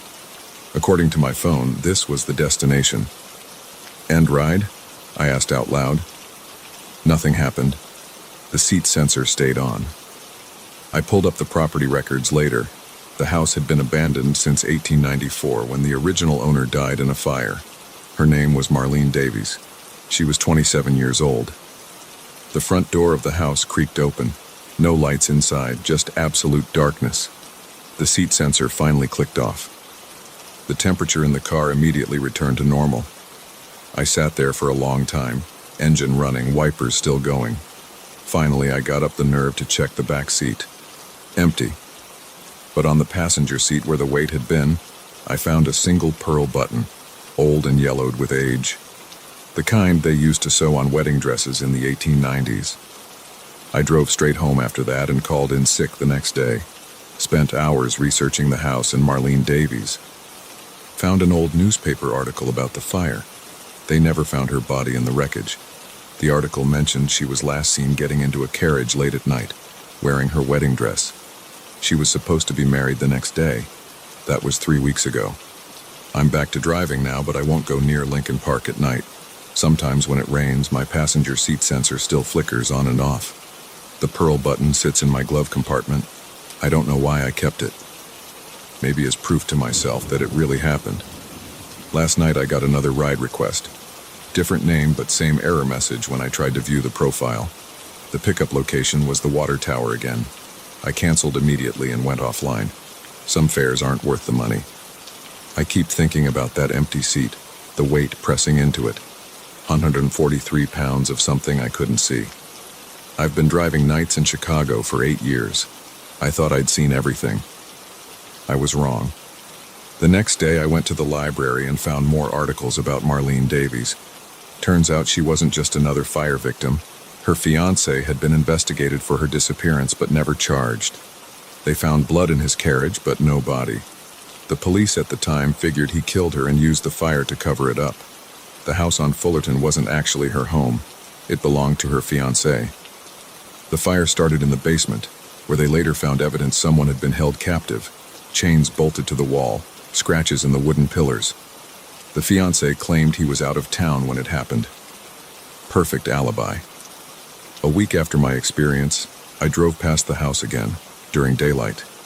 It was just a vacant lot. According to city records, the Victorian had been demolished in 1975. But I know what I saw that night. I've started noticing things since then. The seat sensor activates more often now, usually late at night when I'm alone. The temperature drops. The radio goes to static. But the weight is different each time. 160 pounds, 118 pounds, 175 pounds. Different pickup locations, different destination addresses. Always houses that aren't there anymore. Last night I picked up a historian from the Chicago Historical Society. During the ride, I casually asked about disappearances in the city during the 1890s. She got excited, said she was actually researching that exact topic. Turns out there were dozens of young women who vanished during that period, all last seen getting into carriages at night. None of their bodies were ever found. The passenger seat sensor just came on again. 136 pounds this time. The app shows a pickup for Catherine Miller, 1891. Outside, it's starting to rain. The temperature is dropping. My phone's navigation is already running, showing a route to an address in the old Stockyards district. I should go offline, drive home, forget about all of this. But I keep thinking about those women. Decades of searching for answers, trying to be found. Maybe that's what they're still doing, looking for someone to help them tell their stories. The seat sensor is still on. The weight shifts slightly, like someone adjusting in their seat. Through the static on the radio, I can almost make out a voice. The navigation screen is waiting. I put the car in drive. Some fares you have to take, no matter where they lead. As I pull away from the curb, I glance at the passenger seat again. Still empty. But now I notice something I missed before. Tiny water droplets appearing on the leather, like tears falling from invisible eyes. The dashboard clock reads 2:47 a.m. Behind me, the city sleeps.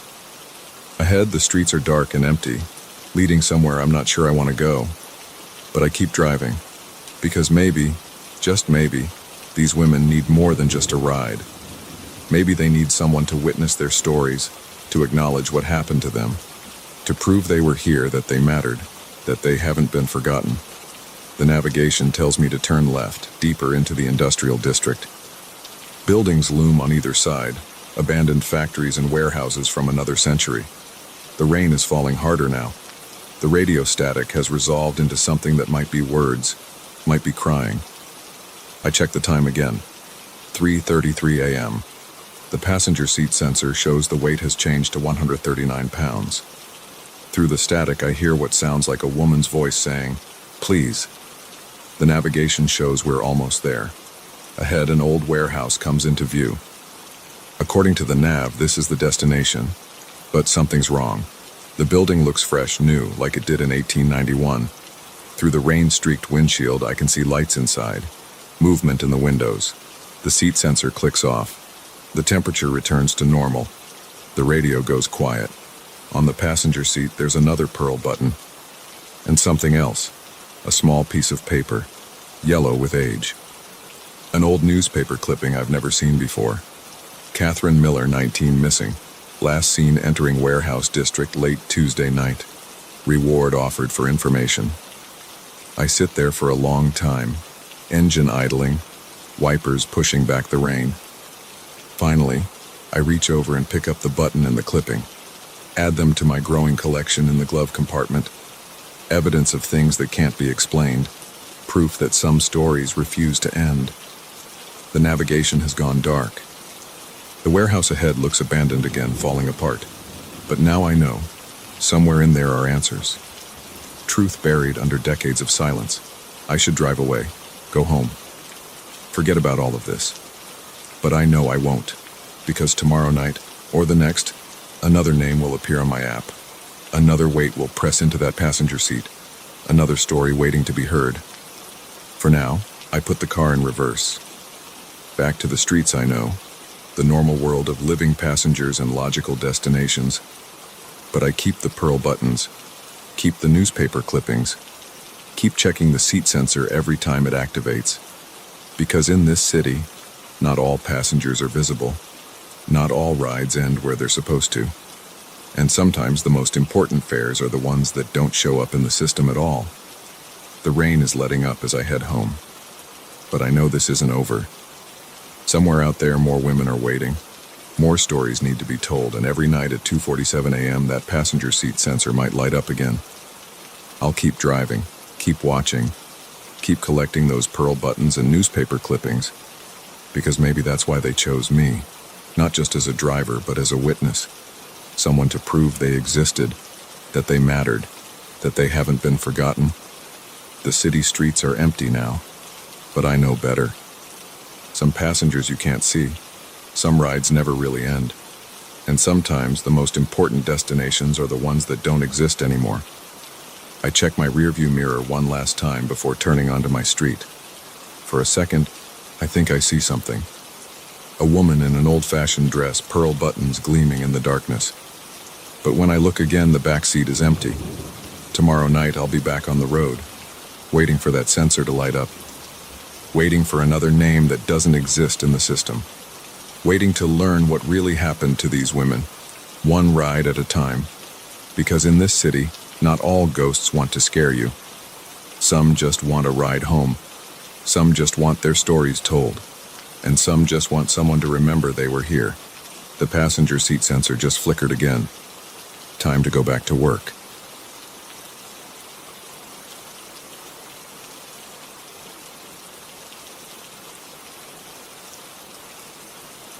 I heard voices through the pipes. At first I thought it was just water flowing or the building settling. Old structures make all kinds of noises. But these were different. Words, muffled conversations, coming from inside the walls of apartment 4B. I was there to fix a leak in the bathroom. Pretty routine job. The Riverside apartments were built in 1922, and the plumbing showed every year of its age. I'd been doing maintenance there for 8 years, long enough to know every squeaky floorboard and rusty pipe. But I'd never heard anything like this before. The tenant, Mrs. Peterson, was out for the day. She'd given me the key and asked me to lock up when I finished. I pressed my ear against the bathroom wall, following the sound. The voices were clearer now, a man and a woman talking. Their words were still too muffled to make out, but the rhythm was unmistakable. I knocked on the wall. The voices stopped immediately. "Hello?" I called out. Nothing. I pulled out my phone and checked the building plans. According to the blueprint, there should just be solid wall between 4B and 4A. But blueprints can be wrong, especially in buildings this old. I found all sorts of things that weren't in the plans.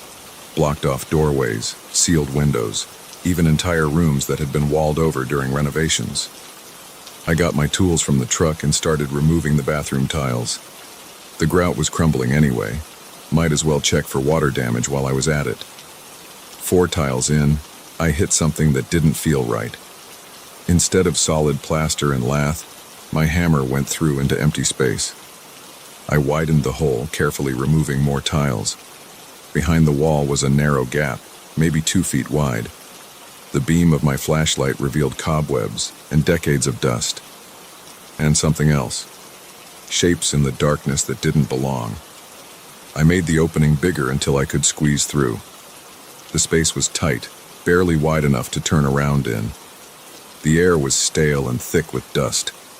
My flashlight beam caught something metallic on the floor, an old tin box about the size of a shoebox. Next to it was a leather bag, cracked and stiff with age. The voices had stopped completely now. Just the sound of my own breathing and the crunch of plaster dust under my boots. I picked up the tin box first. It was surprisingly heavy. The lid was rusted shut, but I managed to pry it open with my screwdriver. Inside were stacks of paper money, old bills, the kind with the big portraits. They were bundled with rubber bands that had gone brittle and snapped when I touched them. Had to be at least a few $1,000s there. The leather bag was full of jewelry. Gold necklaces, rings, watches, all tarnished but clearly valuable. At the bottom was a small notebook, its pages yellow and fragile. I shined my light on the first page. The handwriting was faded but still readable. June 15th, 1947. Made the drop-off at midnight. M says we need to lay low for a while, too much heat after the Harrison job.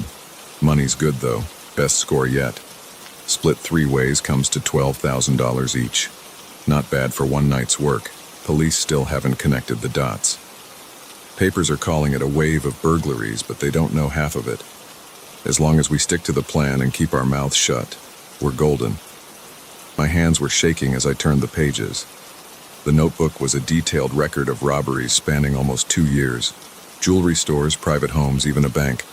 Names, dates, amounts stolen. The final entry was from April 1949. Something's wrong. M hasn't checked in for 3 days. W saw cops watching his place. Thinks someone talked. Need to move the stuff now. We'll come back for it when things cool down. They never came back. The loot had been sitting in this wall for 75 years. I heard footsteps in the apartment. Mrs. Peterson must be home early. I quickly put everything back in the hiding space and replaced the tiles as best I could. Would need to come back with proper tools to do it right. "Mr. Jenkins, are you still here?" Mrs. Peterson called out. "Just finishing up." I shouted back, my voice cracking slightly. Had to open up the wall to check the pipes. Found some water damage. I'll need to come back tomorrow to properly patch it up. "Oh dear, is it serious?" "Nothing to worry about. Just old pipes doing what old pipes do." I gathered my tools, trying to keep my hand steady. I'll be back first thing tomorrow with the right materials. I drove home in a daze, my mind racing. There had to be at least $50,000 worth of cash and jewelry in that wall, maybe more. By rights, it belonged to the building owner, or maybe the police. It was stolen property after all.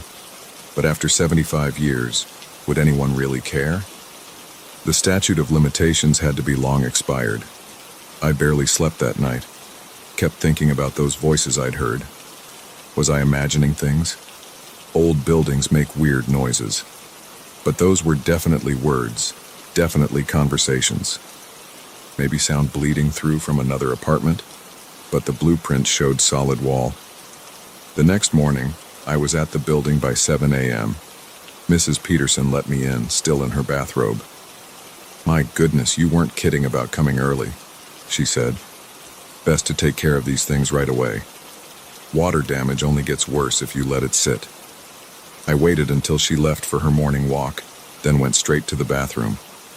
The tiles I'd replaced were obviously newer than the others. I'd need to age them somehow to match. But first, I had to get another look at what was in that wall. The voices started again as soon as I began removing tiles. Clearer this time. "They'll find us, they always find us." "Shut up, nobody's looking anymore, it's been too long." I froze. The voices were coming from inside the hidden space, but that was impossible. I'd been in there yesterday. It was barely big enough for one person to stand. More tiles came off. The opening was big enough to shine my light in. The box and bag were exactly where I'd left them. But now there was something else. Footprints in the dust. Fresh ones, leading deeper into the wall. That wasn't possible. The space was only a couple feet wide and maybe 6 feet long. I'd seen the whole thing yesterday. There was nowhere for footprints to lead to. But there they were. And they definitely weren't mine. I should have sealed up the wall and walked away. Should have called the police or the building owner. Should have done anything except what I did next. I squeezed through the opening. The footprints led to what looked like solid wall at the back of the space. But when I pressed against it, it moved. A hidden door, perfectly concealed. The voices were louder now. "Someone's here!" "Quick, hide it!" I pushed the door. It swung open with a grinding noise, decades of rust protesting. Beyond it was darkness. I swept my flashlight beam around. The space opened up into a room about 12 feet square. The walls were bare brick, the floor concrete, and it wasn't empty. Two figures stood in the corner, a man and woman in 1940s clothing, both covered in a layer of dust. Their faces were gray and sunken, their eyes dark holes. They stared at me without blinking. I stumbled backward, hitting my head on the low ceiling. My flashlight beam passed through them like they weren't there. Because they weren't there. Couldn't be there. "You weren't supposed to find this place," the woman said. Her voice was like wind through dead leaves. "Nobody was supposed to find this place," the man added. "We made sure of that." I'm just here to fix the pipes," I managed to say. My heart was hammering so hard I could barely hear my own voice. "Liar," the woman hissed. "You came back for the money. They always come back for the money." "How many others?" I asked, though I didn't want to know the answer. "How many others found this place?" The man smiled, showing teeth that were too white, too sharp. "Enough. The greedy ones always find their way here, but they don't find their way back out." I ran, dropped my flashlight, banged my shoulders on the narrow walls, scraped my hands raw on the rough brick. Behind me, their laughter echoed through the space, not muffled anymore, but clear and cold. I burst out of the wall opening into Mrs. Peterson's bathroom, trailing dust and cobwebs. Didn't stop running until I was in my truck, engine running, hands shaking too bad to put it in gear. Called the building owner from the parking lot. Told him I'd found some water damage that needed immediate attention. Structural issues. The whole wall would need to be opened up. "Get some quotes from contractors," he said. "We'll deal with it next month when the budget frees up." I quit that job the same day. Found work across town maintaining newer buildings with proper blueprints and walls that stayed where they were supposed to be. Places where the only sounds in the pipes were water and steam. But sometimes, late at night, I still hear those voices. Not through walls or pipes, but in my head. Wondering about the others who found that room. The greedy ones. The ones who didn't run. I dream about that notebook sometimes. Wonder if there are other entries after that last one from 1949. New entries, names and dates of everyone who found that hidden space and its treasures. Everyone who got greedy. Everyone who didn't make it out. The Riverside apartments are still standing. Still have their original plumbing. Still breaking down. Still needing fixes. I drive past sometimes, looking up at the windows of 4B. Sometimes I see shapes moving behind the glass. Sometimes they wave to me. I never wave back. I've thought about telling someone, the police, the building owner, the historical society. But who would believe me? And what would happen to the poor maintenance guy who goes in to verify my story? Better to let it stay hidden. Let the voices stay muffled. Let the dust keep its secrets. But if you're ever doing work in an old building and you hear voices through the walls, take my advice. Fix what needs fixing, patch what needs patching, and leave everything else alone. Some spaces are meant to stay hidden. Some treasures are meant to stay lost. And if you do find something, money, jewelry, mysterious notebooks, just put it back. Seal up the wall. Walk away. The voices might talk to you, might show you things, might offer you riches. Don't listen. Don't look. Don't take. Because the thing about hidden spaces is this. They're usually hidden for a reason. And sometimes that reason is still there, still watching, still waiting for greedy people to stumble in. I got lucky. I ran. But those voices, those figures in the dark, they're patient. They've got nothing but time. And sooner or later, someone else will hear them through the walls. Someone else will get curious. Someone else will get greedy. And maybe that someone won't run quite fast enough.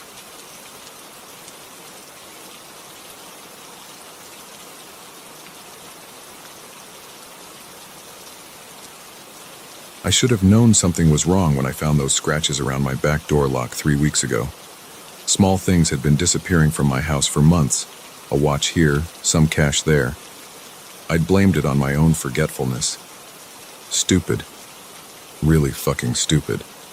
It wasn't until I came home from work on a Tuesday and found my living room ransacked that reality hit me like a punch to the gut.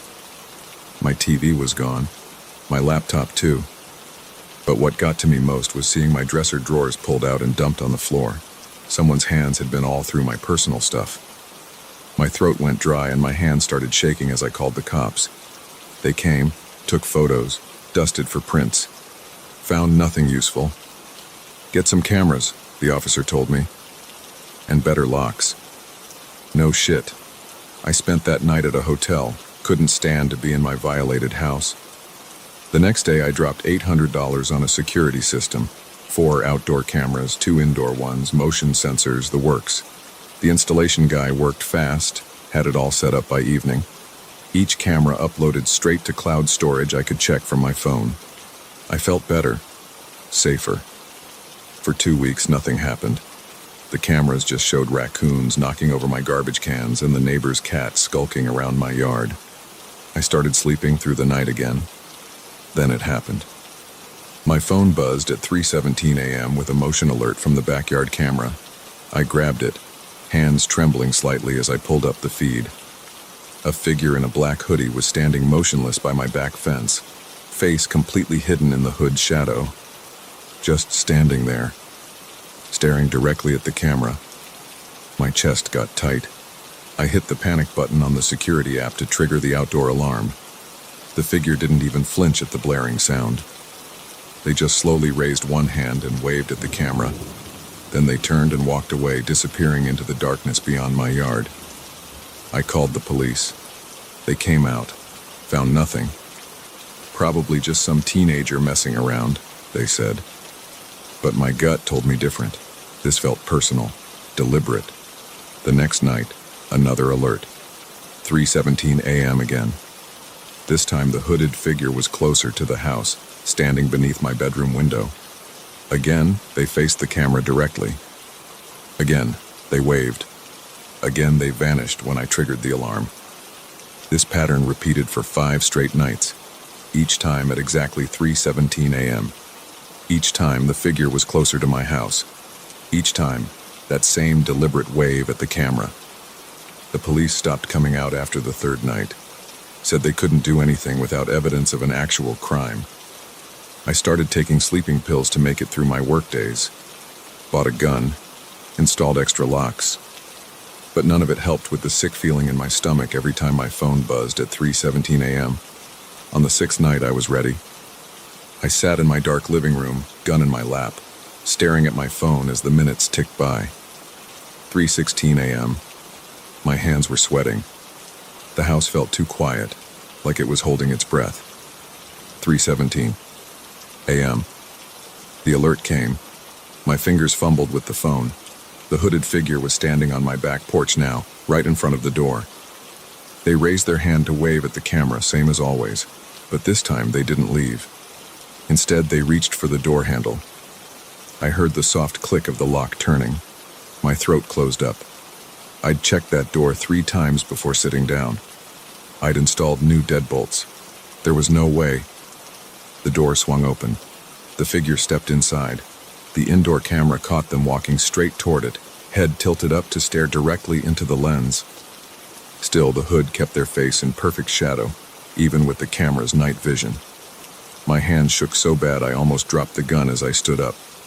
"Stop right there," I tried to shout, but it came out as a croak. They turned toward my voice, stood perfectly still. Then that same slow wave. I fired. The muzzle flash lit up the room for a split second. When my vision cleared, the figure was gone.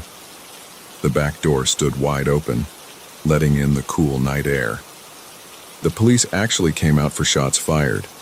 Found no blood, no evidence anyone had been hit. The security footage showed everything exactly as I remembered, except for one detail that made my blood run cold. In the video, the back door never opened. The figure had walked right through it like it wasn't there. I didn't sleep at all that night, or the next. I sat in my living room, alternating between staring at my phone and the back door, jumping at every little sound.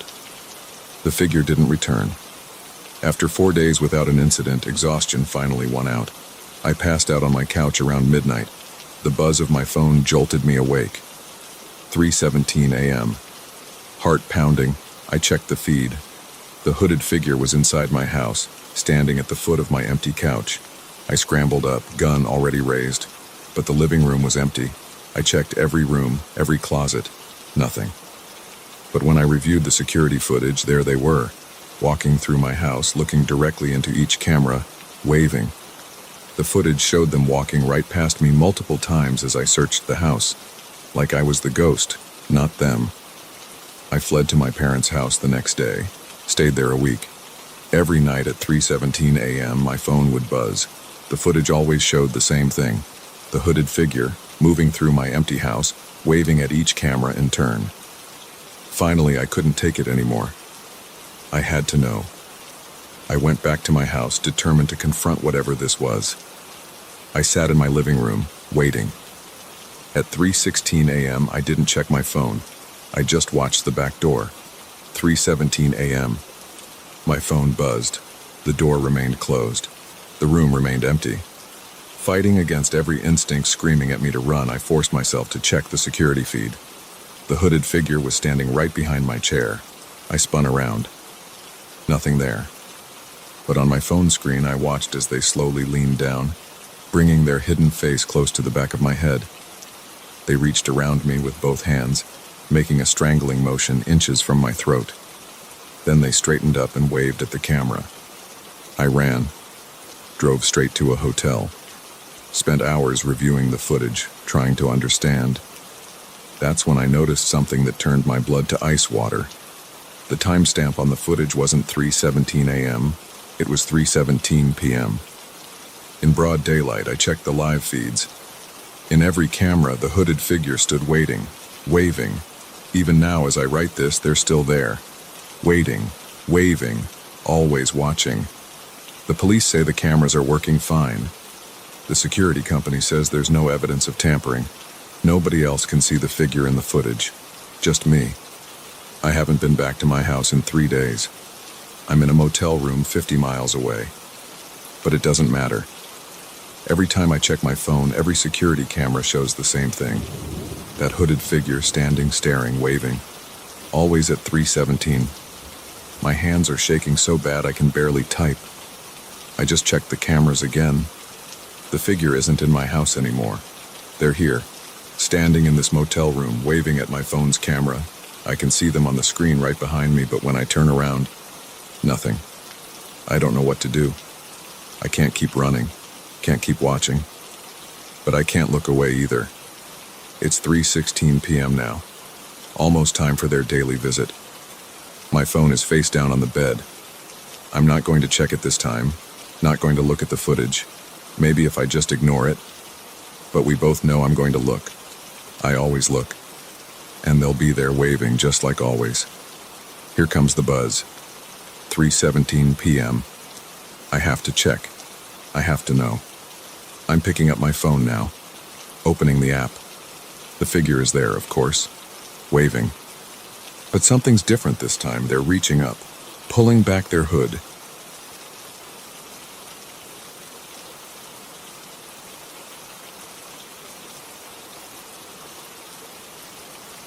The thing about driving 18-wheelers is that you're never really alone on the road, even when you are. At least that's what I used to think before that night on I-80 through Nebraska. Now I know better. Now I know there's alone, and then there's whatever happened to me out there in the dark. I've been driving trucks for 23 years. Started right after high school, following in my old man's footsteps. Made every run you can imagine, coast to coast, border to border. Dealt with everything from black ice in Montana to hurricanes in Florida. Never had anything shake me up like this, though. Never had anything make me question my own eyes and mind like what I saw in that mirror. It was late October, about 2 a.m. I was hauling a load of auto parts from Chicago to Salt Lake City. The schedule was tight. Had to make delivery by noon the next day. The road stretched out empty ahead of me. Nothing but darkness and the occasional reflector post marking the shoulder. My headlights cut through the pitch black, showing just enough asphalt to keep moving forward. The cab of my Peterbilt was warm against the autumn chill outside. I had the radio tuned to some late-night talk show, volume low, just enough to keep me company. The steady hum of the engine and the rhythmic thump of tires on concrete seams had me in that zone. Long-haul drivers know well. Alert, but relaxed. Focused, but comfortable. I reached for my thermos of coffee, taking a long drink. The bitter liquid was lukewarm now, but I needed the caffeine. Still had about 4 hours to go before I'd hit my mandatory rest period. The dashboard clock's red numbers glowed. 2:17 a.m. That's when I saw it. Just a quick glance in the rearview mirror, the kind you do automatically every few minutes when you drive for a living. But something wasn't right. There was someone sitting in the sleeper cab behind me. My heart slammed against my ribs. I jerked the wheel slightly, the truck drifting toward the shoulder before I corrected. In that mirror, clear as day, I could see a man. He sat perfectly still, head slightly bowed, wearing what looked like a dark jacket. The dim glow from my instruments provided just enough light to make out his shape. I whipped my head around, twisting in my seat to look behind me. The sleeper cab was empty. Completely empty. My sleeping bag was rolled up on the bunk, a few clothes hung from hooks, but no person. No man in a dark jacket. My hands were shaking on the wheel now. Sweat broke out across my forehead despite the cool air blowing from the vents. I forced myself to look back at the road to keep the truck steady. Count to 10, I told myself. You're tired. Your eyes are playing tricks. I waited 30 seconds, then slowly raised my eyes to the rearview mirror again. He was still there. Hadn't moved an inch. Same position, same bowed head, same dark jacket. I could see more details now. Graying hair cut short, hands folded in his lap. The image was so clear, so solid. This isn't happening, I said out loud, my voice sounding strange and tight in the quiet cab. This is not happening. I hit the dome light. Yellow illumination flooded the cabin. Again, I turned to look behind me. Empty. The sleeper cab was completely empty. But in the mirror, there he sat, unaffected by the light I'd turned on. My heart was hammering so hard I could barely hear anything else. I pulled onto the shoulder, gravel crunching under the tires as I brought the rig to a stop. The engine idled roughly. I put it in park, hands trembling so bad I could barely work the gear shift. I unbuckled my seatbelt and stood up, moving into the sleeper cab area. Nothing. No one. I touched the bunk where the figure appeared to be sitting in the mirror. The sleeping bag was cool and undisturbed. I checked every corner, moved everything around. Completely empty. Back in the driver's seat, I stared at the mirror. He was still there, hadn't shifted position at all, just sitting, waiting. "Who are you?" I asked, my voice cracking. No response, no movement, just that bowed head and folded hands. I covered the mirror with my hand, counted to 20, removed my hand. He remained. The rational part of my brain started working overtime, trying to make sense of it. Maybe there was something wrong with the mirror itself. Some trick of the light or reflection. I adjusted it different ways, but the figure stayed consistent, maintained the same position no matter the angle. My phone showed no signal out here in the middle of nowhere, Nebraska. Who would I call anyway? What would I say? I'm seeing a ghost in my mirror, but not in real life. I sat there for maybe 15 minutes, engine idling, trying to decide what to do. I couldn't drive like this, constantly distracted by that figure in my mirror. But I couldn't just abandon my truck and cargo either. I had deadlines, responsibilities. Finally, I reached up and turned the mirror away completely, angling it toward the ceiling where I couldn't see anything in it. My hands were still shaking as I put the truck in gear and pulled back onto the interstate. I drove like that for the next 20 minutes, using just my side mirrors. The whole time my skin crawled with the feeling of being watched. Every few seconds I had to fight the urge to look at that rear view mirror, to check if he was still there. The need to know became overwhelming. At 3:05 a.m., I reached up and adjusted the mirror back to normal position. My heart nearly stopped. He had moved. Now he was looking directly at me in the mirror. I could see his face clearly, maybe 60 years old, deeply lined, pale skin, dark eyes that seemed to stare right through me. His expression was blank, emotionless, just staring. I screamed. I'm not ashamed to admit it. A raw, terrified sound that filled the cab. Again, I jerked the wheel, but caught myself before going off the road. My chest felt tight, like I couldn't get enough air. The next exit was 2 miles ahead, according to a sign. I pushed the truck as fast as I dared, hands clenched on the wheel, trying not to look in that mirror again. But I could feel those eyes on me, could sense that unwavering stare. The exit led to a small town, just a gas station, a diner, and a few scattered buildings. The gas station was closed, but its lights were on in the empty lot. I pulled in, brakes hissing as I parked. I had to look one more time. Had to know. The mirror showed him still staring, but now his lips were moving. No sound came out, but I could see him forming words. I strained to understand, to read his lips, but couldn't make it out. That was enough.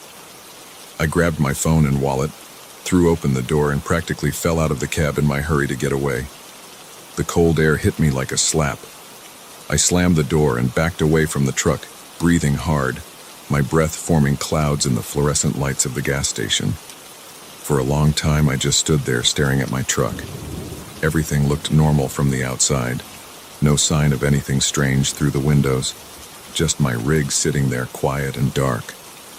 The diner across the street had a neon Open 24 HRS sign buzzing in the window. I headed for it, legs shaky, needing to be around other people, needing to be somewhere bright and normal. A bell jingled as I pushed open the door. The place was empty except for a waitress behind the counter and an old man nursing a coffee in a booth. They both looked up at me. "You okay, honey?" the waitress asked. "You're white as a sheet." I slid onto a stool at the counter. "Coffee, please. Strong as you've got it." She filled a mug and set it in front of me. My hands shook so bad I had to wrap them both around the cup to drink. "Bad night on the road?" she asked. I laughed, a strange hollow sound. "You could say that. Want to talk about it?" I looked at her, probably in her 50s, kind face, name tag that said Betty. What could I possibly say? How could I explain what I'd seen? "Just tired, I guess," I said, playing tricks on my eyes. She nodded sympathetically and moved away to refill the old man's coffee. I sat there for over an hour, drinking cup after cup, trying to convince myself I had imagined the whole thing. Just fatigue, just my mind wandering after too many hours alone on the road. But I knew better. What I'd seen had been real as the coffee cup in my hands, as real as the vinyl countertop I was sitting at. The sky was starting to lighten when I finally paid my bill and walked back to the truck. Dawn was still an hour away, but the black was fading to deep blue in the east. Everything looked different in that pre-morning light, more solid, more normal. I approached the driver's side slowly. Through the window, I could see the interior was empty. No sign of anyone or anything unusual. Taking a deep breath, I opened the door and climbed up into the cab. The mirror showed nothing now except the normal view of the sleeper cabin. My sleeping bag, my clothes hanging up, nothing else. I adjusted it several times, checking all angles. Nothing. Relief flooded through me, followed immediately by doubt. Had I imagined the whole thing? Was I losing my mind? I started the engine and pulled back onto the interstate as the sun began to rise. The morning was clear and cold, promising a bright autumn day ahead. I drove west, trying to make up for lost time, constantly checking that mirror every few seconds. Nothing appeared. By noon, I had made my delivery in Salt Lake City. By evening, I had picked up a new load heading east. Life went back to normal. Days passed. Weeks passed. I almost managed to convince myself it had been nothing but an exhaustion-induced hallucination. Almost. But sometimes now, on long, dark nights alone on the highway, I'll catch movement in that mirror out of the corner of my eye. Just a shadow, a suggestion of movement. And I'll remember that face staring back at me, those lips moving in silent words I couldn't understand. I've thought about getting rid of the truck, finding different work. But this is what I know. This is what I do. So I keep driving, keep watching that mirror, and keep wondering if he'll come back. Wondering what he was trying to tell me that night. Some truckers say the road gets lonely. They don't know what lonely really is. They don't know what it's like to have company you can see but never touch, hear, or understand. They don't know what it's like to be truly alone with something that shouldn't exist. I still drive nights, still haul loads across the country, but I'm more careful now about checking my mirror.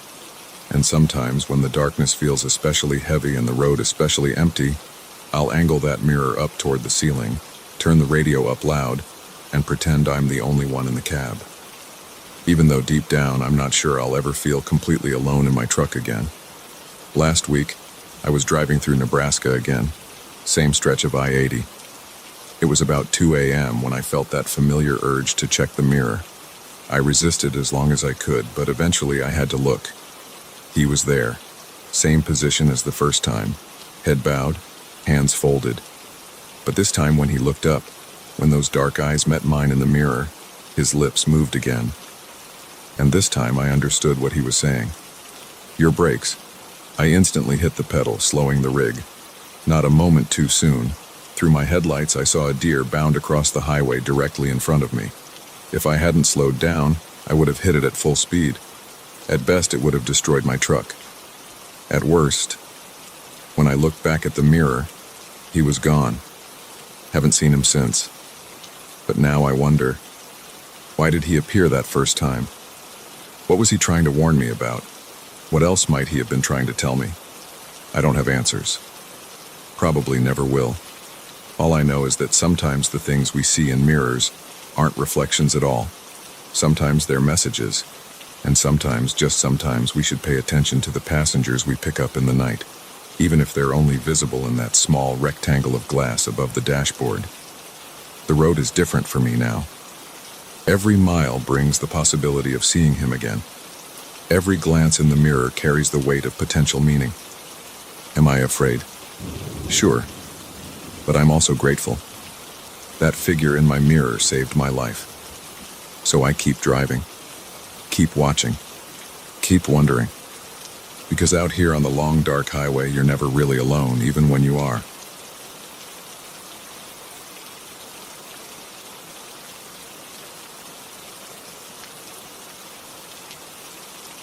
The memory card in my camera showed 3% battery life when I checked it at 4:37 a.m. I remember the exact time because those were the last normal moments before everything changed. I stood at the trailhead of Miller's Grove State Forest, my tripod slung over my shoulder and my backup batteries securely stowed in my jacket pocket. The morning air bit at my exposed skin with typical January sharpness. I'd done this hike dozens of times before. Wake up at 3:45 a.m., drive 40 minutes to the park entrance, hike 2 miles to Eagle Point Overlook, and set up my gear before sunrise. Amateur photography was my escape from selling insurance policies, and dawn shots were my specialty. Or at least I thought they were until that morning. The gravel crunched under my boots as I started down the trail. My headlamp carved a narrow path through the darkness, catching the occasional reflective trail marker. The familiar scent of pine needles and decaying leaves filled my nostrils. A light frost had formed overnight, making the ground slightly crunchy underfoot. The first mile passed without incident. My breath came out in visible puffs, and my thighs burned from the steady incline. I kept checking my watch, 4:52 a.m. I was making good time.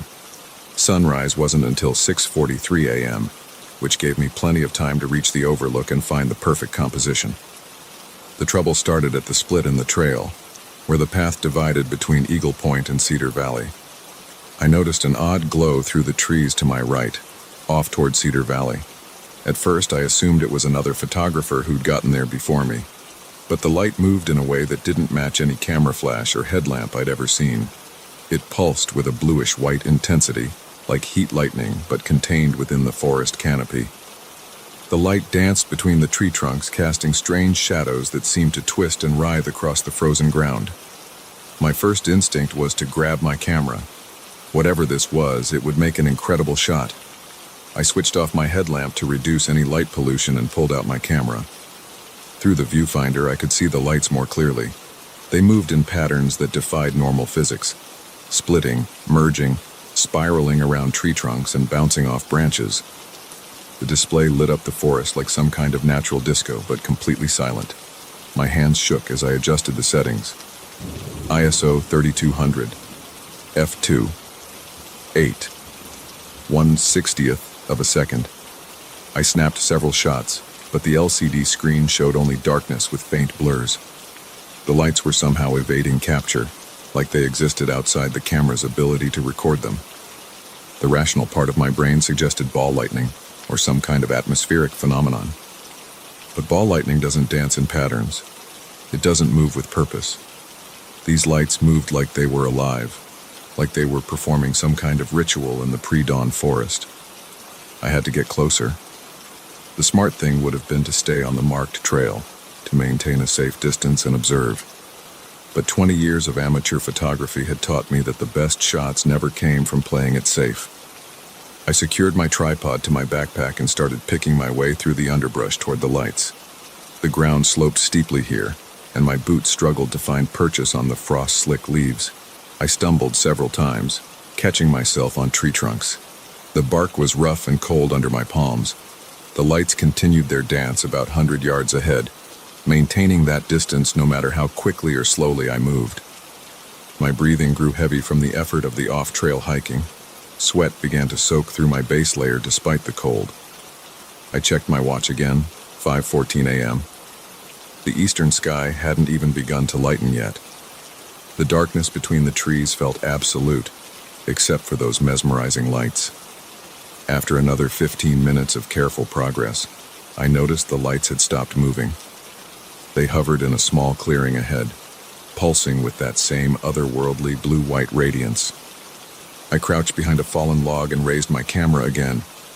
The battery indicator now showed 2%, but I had to try for another shot. The clearing came into focus through my viewfinder. The lights hung about 6 feet off the ground, clustered together like a swarm of fireflies. But these weren't fireflies. Each light was about the size of a softball, and they emitted no heat that I could feel despite their brightness. The air temperature actually seemed to drop the closer I got to them. I pressed the shutter button. The sound seemed impossibly loud in the silent forest. The lights reacted instantly, scattering in all directions like startled birds, but instead of flying away, they began to spiral inward, moving faster and faster until they formed a tight, brilliant column of light that stretched from forest floor to canopy. The hair on my arms stood up. Static electricity crackled in the air. My camera's LCD screen went black, and I felt the battery in my pocket grow hot through my jacket. I dropped both just as a high-pitched whine filled the air, building in intensity until my teeth ached. What happened next happened so fast that my brain struggled to process it. The column of light exploded outward in all directions, temporarily blinding me. When my vision cleared seconds later, the clearing was dark again. But it wasn't empty. I could see movement in the frost-covered leaves. Footprints were appearing in the ground one after another, as if invisible feet were walking across the clearing. But the patterns made no sense. They overlapped and crisscrossed, some pointing one way, others the opposite direction. Some were deep, like whatever made them was very heavy, while others barely disturbed the surface. My heart pounded against my ribs as I watched these phantom footprints form. They moved faster, more chaotically, like a frenzied dance. Then, just as suddenly as they began, they stopped. The last set of prints led to the center of the clearing and simply ended, as if whatever made them had vanished into thin air. I stayed frozen behind that log for what felt like hours, but was probably only minutes. My hands shook so badly I could barely hold my flashlight when I finally worked up the courage to examine the clearing. The beam picked out the footprints clearly. They were real, not a product of my imagination. I forced myself to approach them methodically, like I was documenting a crime scene. The prints varied in size and depth. Some looked human, roughly size 10 or 11. Others were smaller, like a child's. And some didn't look human at all. They were elongated, with strange protrusions where toes should be, and a shape that suggested whatever made them walked differently than any animal I knew. My flashlight beam caught something metallic near the center of the clearing. My camera lay face down in the leaves, its battery compartment open and empty. The spare battery from my pocket was nowhere to be found. The camera itself was ice cold to the touch, like it had been in a freezer. The eastern sky was beginning to show the first hints of gray when I finally gathered my courage and equipment. My watch had stopped at 5:14 a.m., its digital display frozen despite the battery being less than a year old. My phone showed 6:22 a.m., but the screen kept flickering and the compass app spun wildly in all directions. I took one last look at the clearing before leaving. The footprints remained, but they were already starting to fade as the frost melted in the approaching dawn. By the time the sun cleared the horizon, they would be gone completely. I had no photos, no evidence, nothing but my own recollection of what I'd seen. The hike back to my car passed in a blur. I stuck to the marked trail, moving as quickly as I dared in the growing light. Every rustle of leaves made me jump. Every shadow between the trees seemed to hold movement. The forest felt different now, like a familiar room where all the furniture had been shifted slightly out of place. I reached the parking lot just as the sun broke over the eastern ridge. My car was the only one there, just as it had been when I arrived. But something was different. In the frost coating my windshield, a pattern had formed. Not the random crystalline structures of natural ice, but a series of concentric circles perfectly formed, with strange angular symbols between them that I'd never seen before. By the time I found my ice scraper in the trunk, the sun had risen high enough to begin melting the frost. The patterns disappeared before I could photograph them, leaving me with nothing but mental images that seemed to fade more with each passing hour, like the memory of a dream. I haven't been back to Miller's Grove since that morning. My camera never worked again, despite replacing the battery and memory card. The photos I thought I'd taken of the lights don't exist on any backup. My watch started working again after a few days, but it's never kept accurate time since. Sometimes on cold, clear mornings, I look out my window toward the forest and think I see flickers of blue-white light between the trees. But I don't investigate anymore. Some things in this world aren't meant to be photographed. Some mysteries should remain mysteries. The insurance office where I work overlooks the state forest. On slow afternoons, I find myself staring out at those trees, wondering about what I saw. The rational explanations, ball lightning, swamp gas, some kind of mass hallucination, they all fall apart under scrutiny. The footprints were real. The patterns in the frost were real. Last week, a new client came in wanting to insure his photography business. He mentioned he'd been taking sunrise photos out at Miller's Grove and had seen something strange. Lights in the trees, he said, like nothing he'd ever seen before. He wanted to know if our policies covered damage to photography equipment from unexplained electrical phenomena. I sold him our most comprehensive policy, but I also suggested he stick to sunset photos from now on. Some places are best left unexplored in those dark hours before dawn, when the world isn't quite what we think it is, and strange lights dance between the trees, leaving only questions and vanishing footprints in their wake. I still have the tripod I used that morning. Sometimes when I take it out of the closet, I notice it's ice cold to the touch, even on the hottest summer days. And if I look very closely at the metal legs, I can see tiny patterns etched into the surface, concentric circles with strange angular symbols between them, exactly like the ones I saw in the frost on my windshield.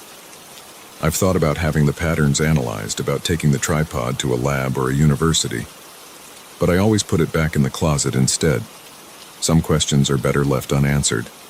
Some mysteries should remain just that, mysteries. But I keep the tripod as a reminder that what I saw was real, that for a few minutes in a frost-covered clearing, I witnessed something beyond ordinary explanation. And somewhere out there, in the dark spaces between the trees, those lights are still dancing, waiting for the next photographer foolish enough to follow them into the unknown.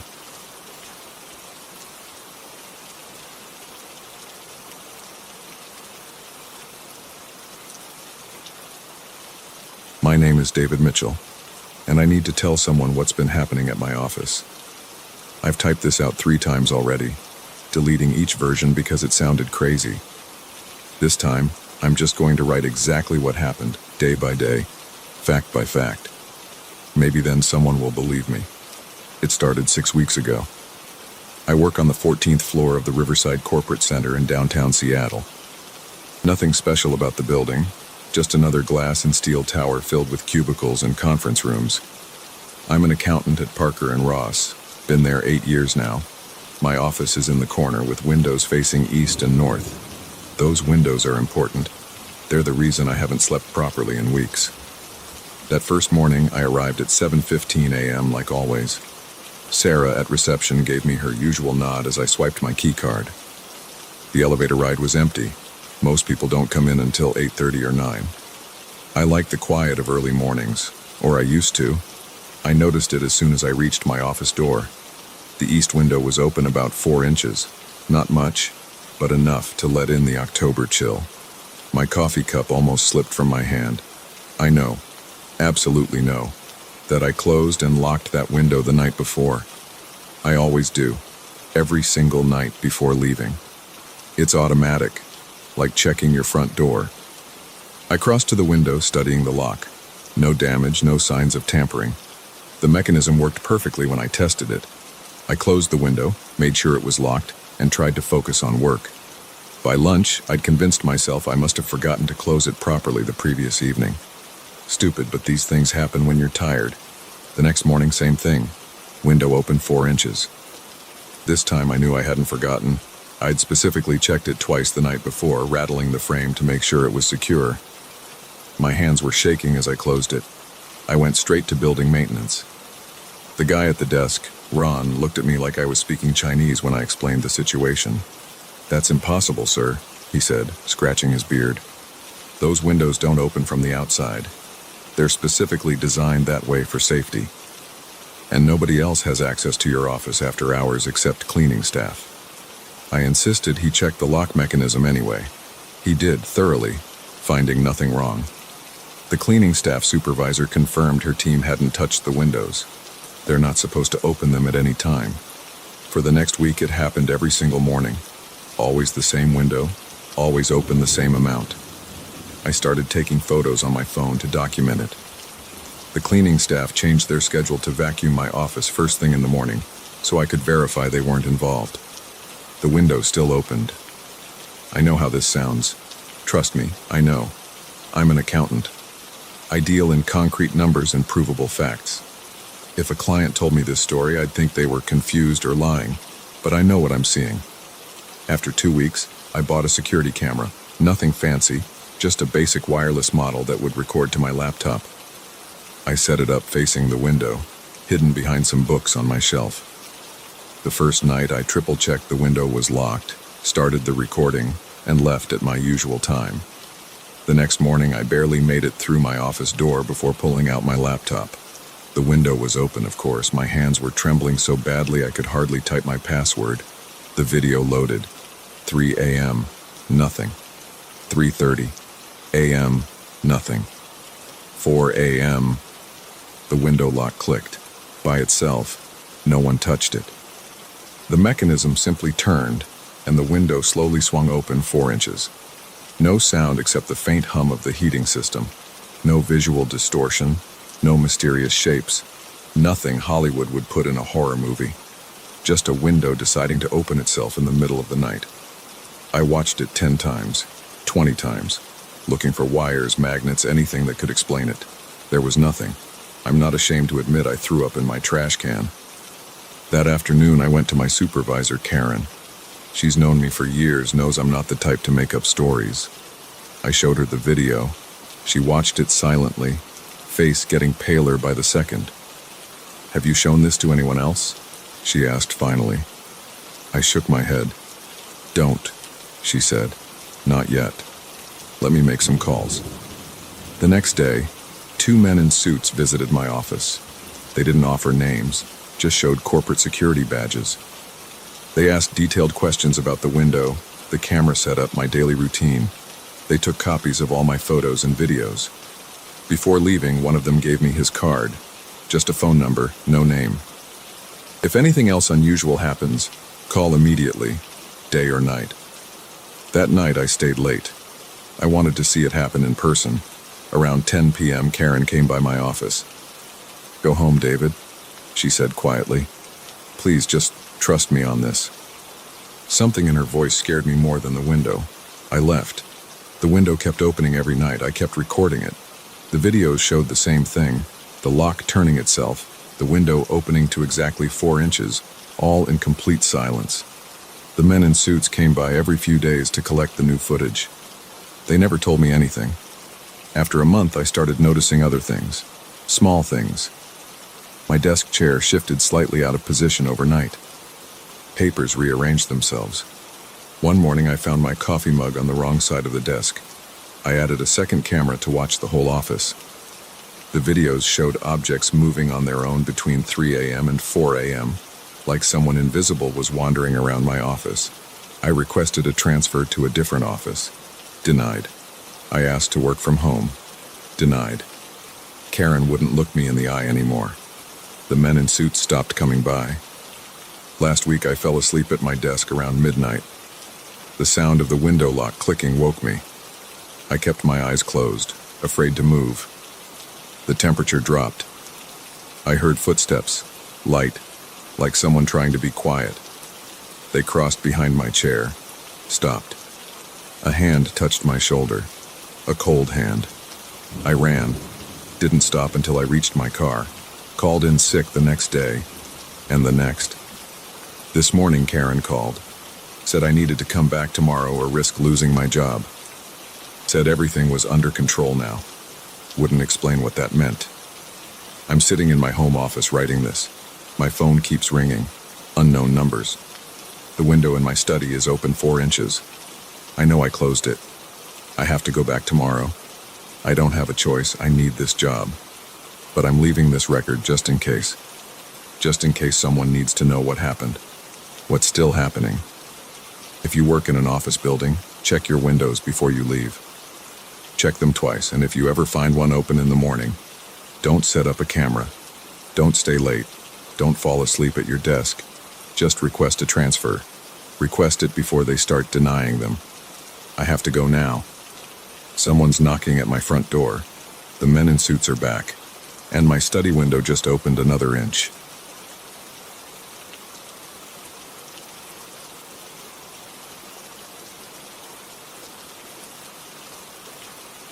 The body in the ditch made me slam the brakes. That was 6 months ago. Now I know it wasn't a body at all. But I still see that figure every night, standing in the same spot, right arm stretched out, thumb pointing down the road, away from Miller's Curve. I drive a delivery route for Palmer Medical Supplies. Night shift, 10 hours straight, dropping off equipment to nursing homes and hospice facilities across 3 counties. The pay is decent, and I like the quiet.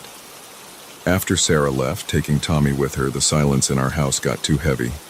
At least on the road, the quiet feels natural.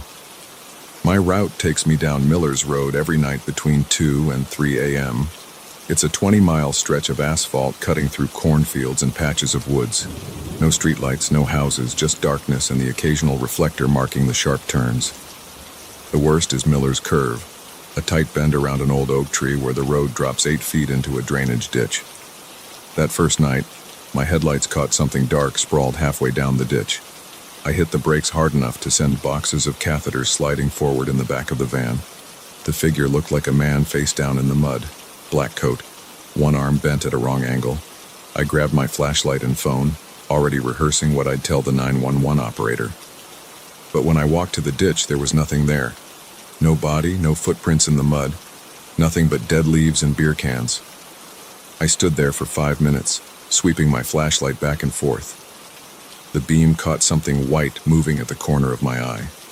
When I turned, I saw a tall figure standing at the curve, maybe 50 feet away. Right arm out, thumb down. I called out. No answer.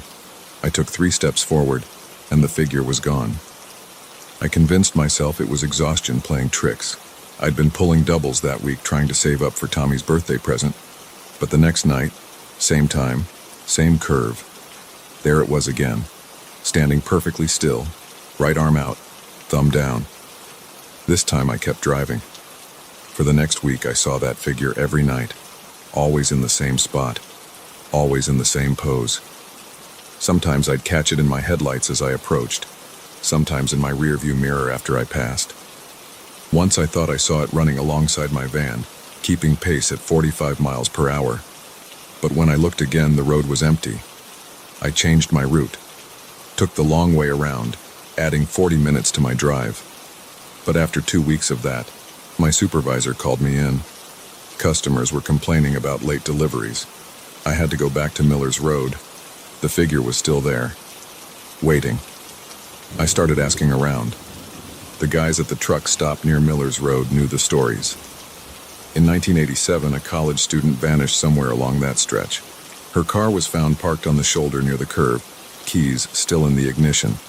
In 1993, a local man crashed his motorcycle there. They never found his body, just his helmet, cracked open like an egg.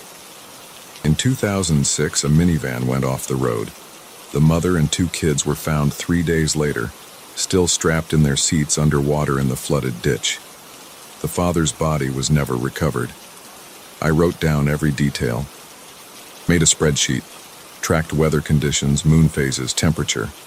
The figure appeared regardless of rain or clear skies, dark moon or full, hot summer nights or freezing winter mornings. The only constant was the time, always between 2 and 3 a.m. I installed a dash cam. The footage showed nothing but empty road. I bought an infrared camera. The thermal imaging picked up cold spots where the figure stood, but no definite shape. I set up motion-activated trail cameras along the curve. They captured dozens of photos of deer, raccoons, and one confused-looking coyote, but no figure. Last week I decided I'd had enough. I was going to stop, talk to it, touch it, whatever it took to prove to myself I wasn't crazy.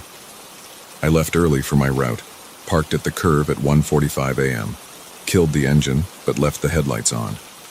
The beam cut through a light fog rolling in from the fields.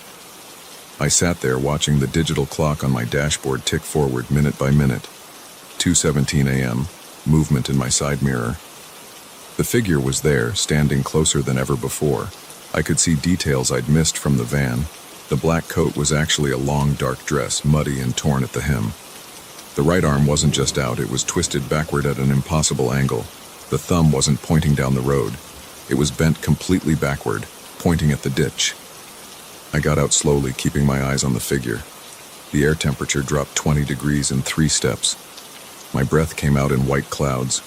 The figure didn't move, didn't breathe, just stood there, face hidden in shadow, arm twisted, thumb pointing.